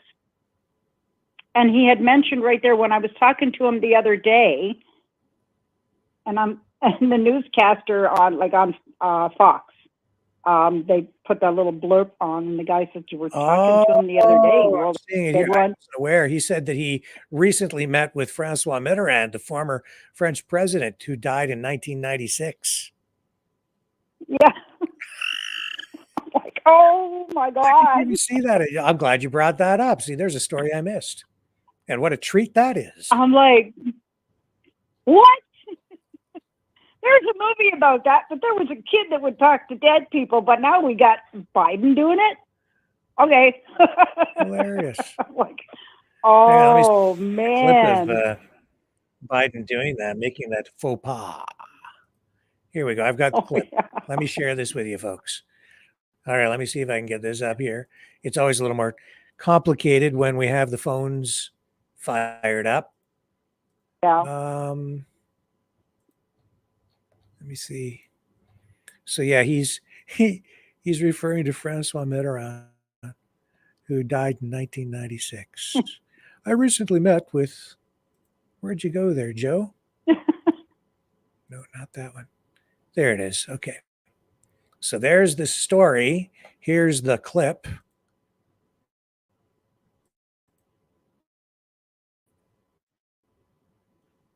And let her rip.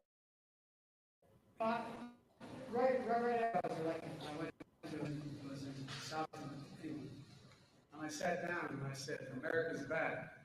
From Germany. Hang on. Did you guys get that? I think the internet cut out there for a moment. Let me. Right after I went to what they call a G7 meeting, all the NATO. Yeah, cut out a little bit, but yeah. There we go. He's running now. I'm like, wow. I sat down and I said, America's back. Mitterrand from Germany, from France, looked at me and said, you know, how long you back for?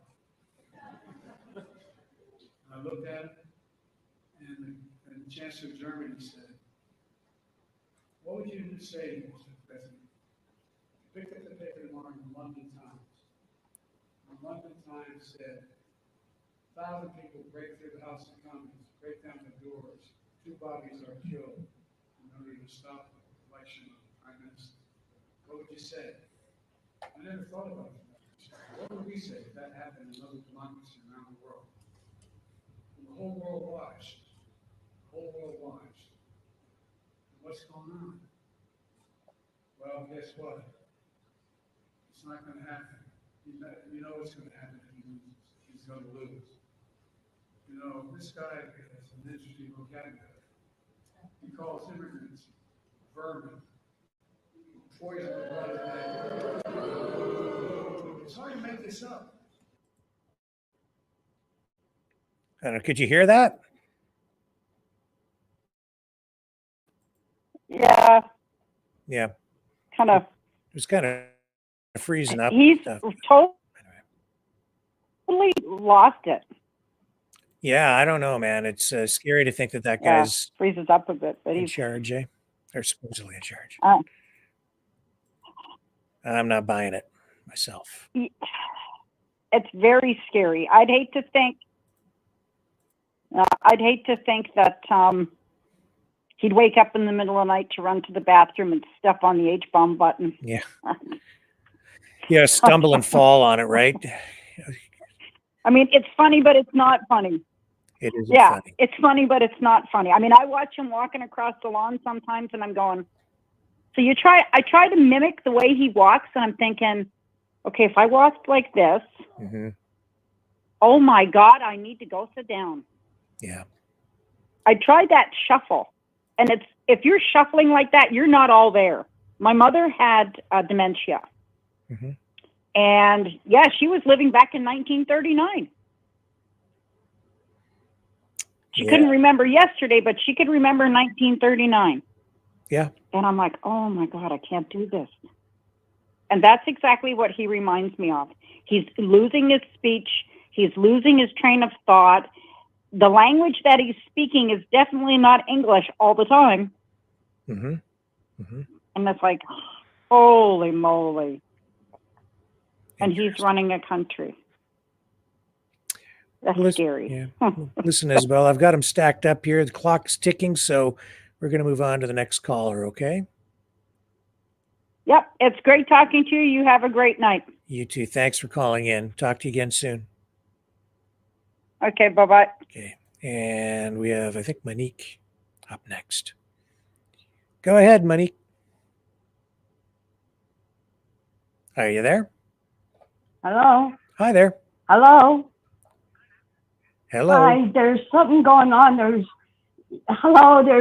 two voices. There's like your voice and then it's lagging badly.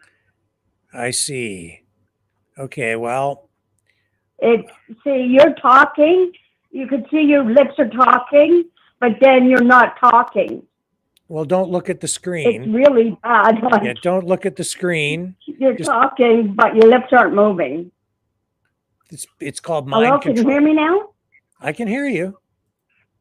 You just go ahead and say what you want to say. I can hear you. Good. Okay. Hello, this is still ridiculous. Yeah, just go ahead and just say what you want to say, and then we'll move on to the other caller. But this will give you a chance to just say what you want. Don't worry about the delay. Okay, don't even pay attention to me. You just talk. Okay. Here goes. Okay, have you heard anything about the Coots boys yet? Are they out of jail? Sorry. Yeah, we talked about it at the beginning of the program. 2 of them took a plea deal. They're out. The other 2 are still in jail, and it remains to be seen what will happen with them. They're still in jail. How about Tamara and Chris Barber? They're out, but they're dealing with, I believe, some level of appeal. So they're still dealing with some legal things. Because there's some lady on the line that I guess it's from.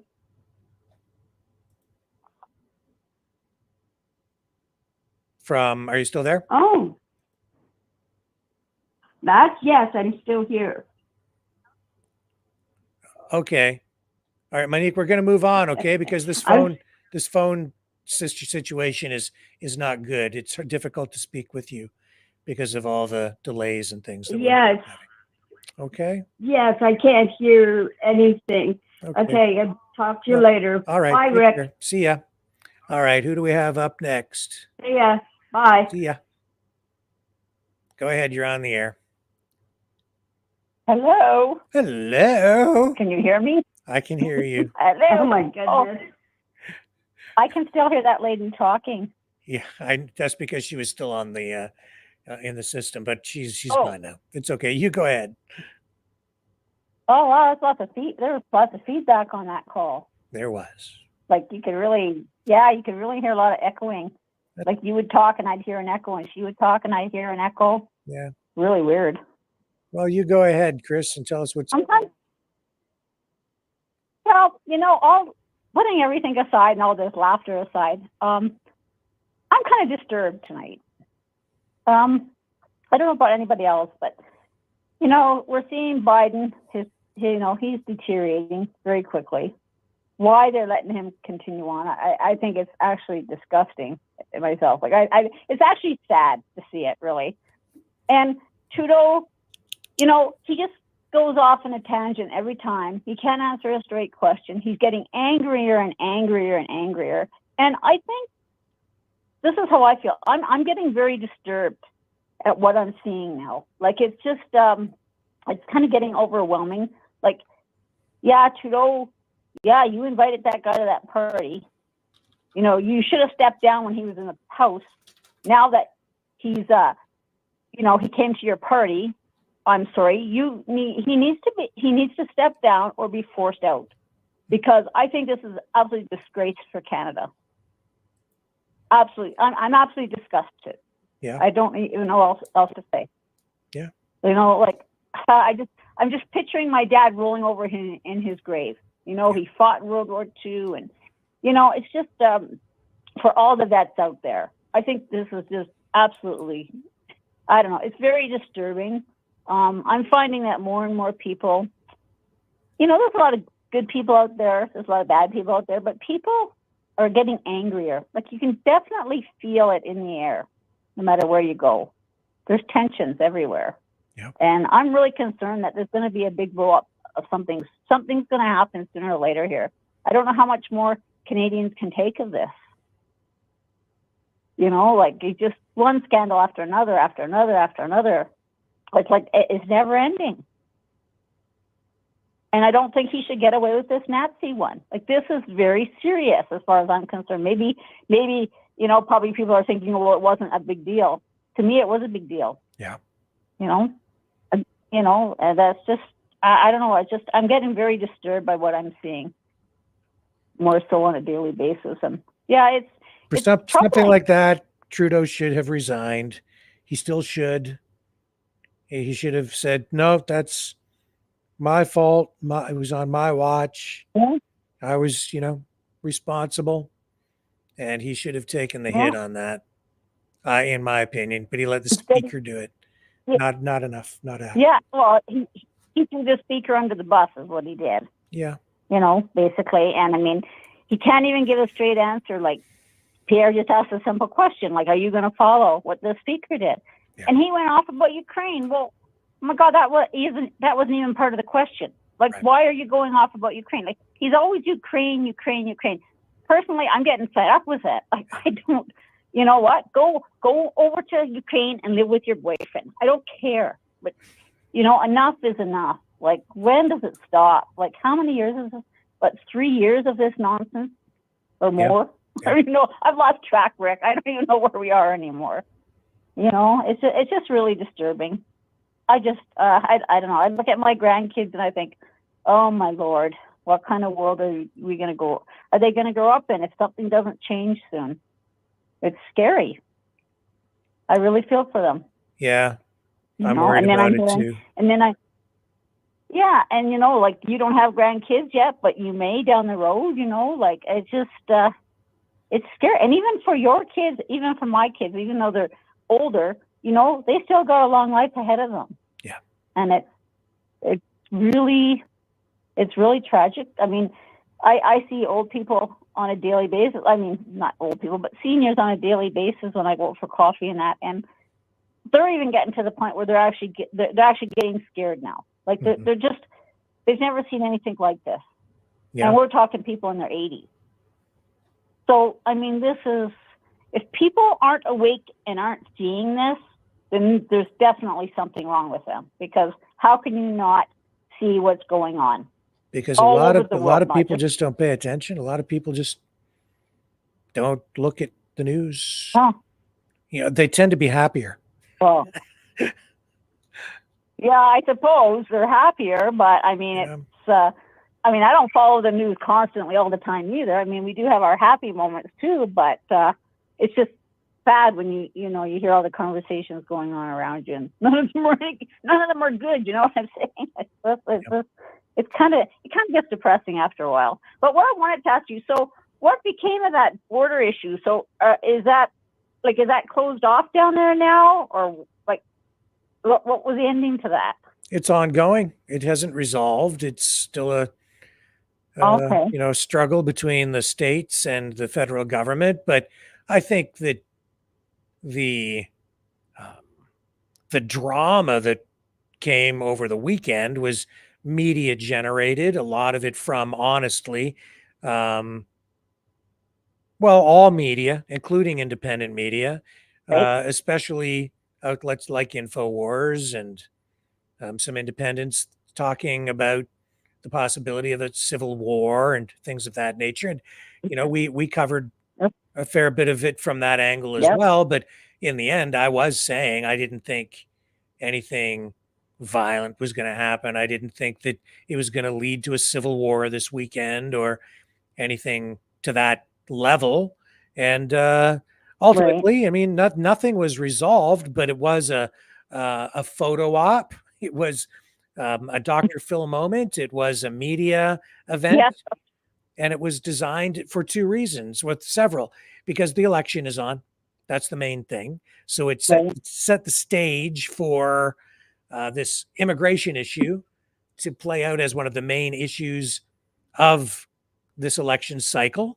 It also set the stage for the showdown over the funding for Ukraine, which was highlighted earlier in this broadcast and was being dealt with today in Washington.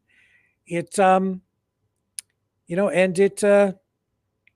it also, I think, just in a larger political sense, feeds into a lot of the I think the efforts out there to just keep people engaged and fired up, and even in some cases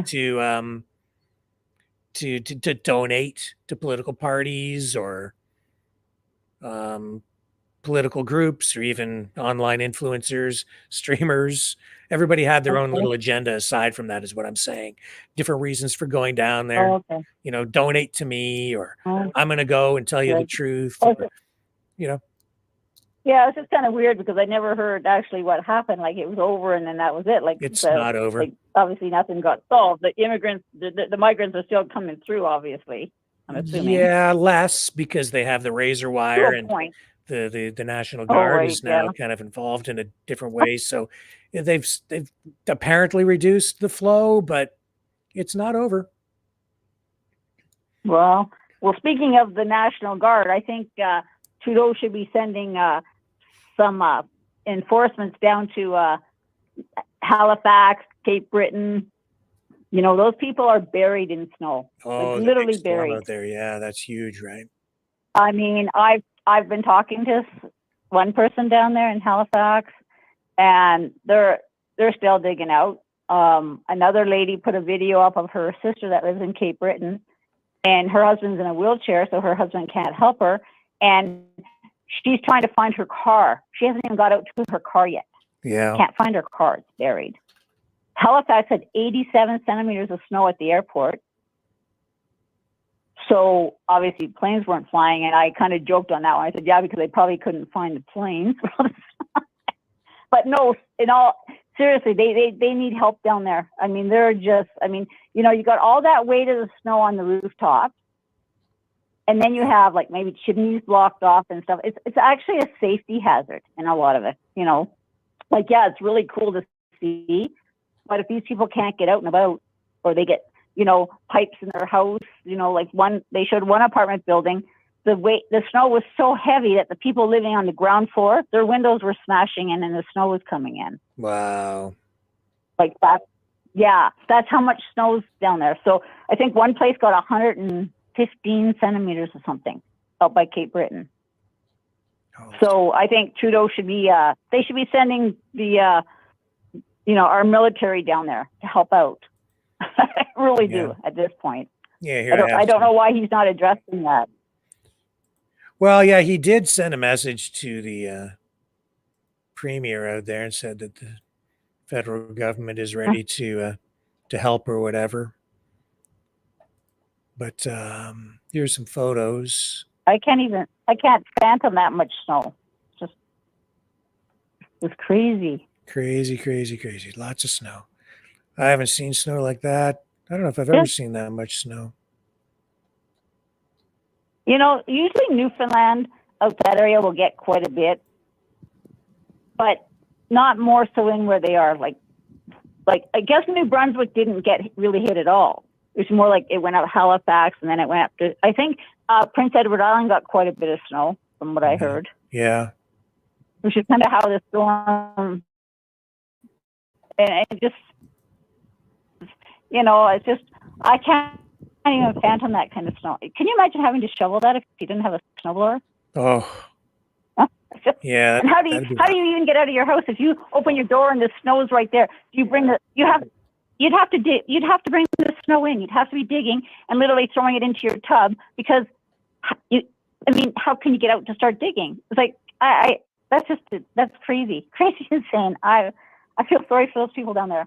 They'll be digging out for a long time. Well, you know, I can remember back in the 1970s. Anyway, that's my rant for the night. I can remember in the 1970s, we have photos of a few years where we had snow that was so high, it was as high as the house, and very similar to what you're looking at in. Really? Years, yeah. When I was a kid, I can remember years like that. I've got the snow in London, Ontario, as high as the house in the 1970s. So, wow. Yeah. That's insane. It was insane. That's just stuff. Yeah, that's crazy. They had to bring out the relief. They had, I remember military vehicles that they called out to provide assistance to people. I remember the light armored vehicles driving down the roads during those storms back then. And I remember walking to school. Crazy. With the drifts higher than my head, you know? Well, not so much the drift, but, you know, the side of the road, right? So the plows would go by and it was piled so high. Yeah. It was way, way, way above your head, you know? So. You know what I used to hate when I was a kid? So on my street, you go down and then it kind of went around a little bit of a bend. So our house was kind of on the bend, right? So you'd go out and you'd shovel the snow and you can see the plows around all the other streets, right? So you figure, okay, I got time. You know, as soon as they get in your house, and it's like they wait, okay? As soon as they go in and the plow goes by, and then you got to go and do your driveway again. Oh my God, I remember that as a kid. I used to get so angry. It's like, oh, you know, you could have come down while I was already out. But anyways, that's my rant for the night. I'm not trying to upset anybody, but I think that we should all be really I don't know, really, really concerned at this point because things are escalating pretty quickly. What's going on in the world? True enough. Yeah, true enough. Well, thank you very much, Chris, for the call tonight. Appreciate it. You have a good night, Rick. Talk to you later. You too. Bye-bye. See you. Bye. Okay, we're going to pull out of that. And yeah, that'll do that. I just need to click a couple of buttons here, folks. Hang on just a sec. And that'll wrap it up for tonight. Appreciate you guys spending the time here with me as usual. It's been a great evening. I will be back tomorrow night, same time, same channel for a special broadcast. We have a special guest joining us. I don't want to spill all the beans, but there is a new political party starting in Canada. And we have the leader of that party who will be joining us tomorrow night here on Maverick News. So if you're fed up with the two-party system, three-party system, or four-party system, however you want to look at it, the uniparty system, the five-party system, there might be an alternative out there for you. And this party is being led by somebody who has some real credibility and I think some real support behind him. So he will represent a viable alternative, I think, for some people. Find out more tomorrow night, 6 p.m.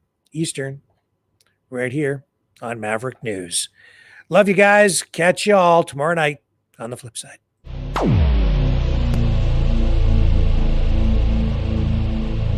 This has been a Maverick Multimedia production.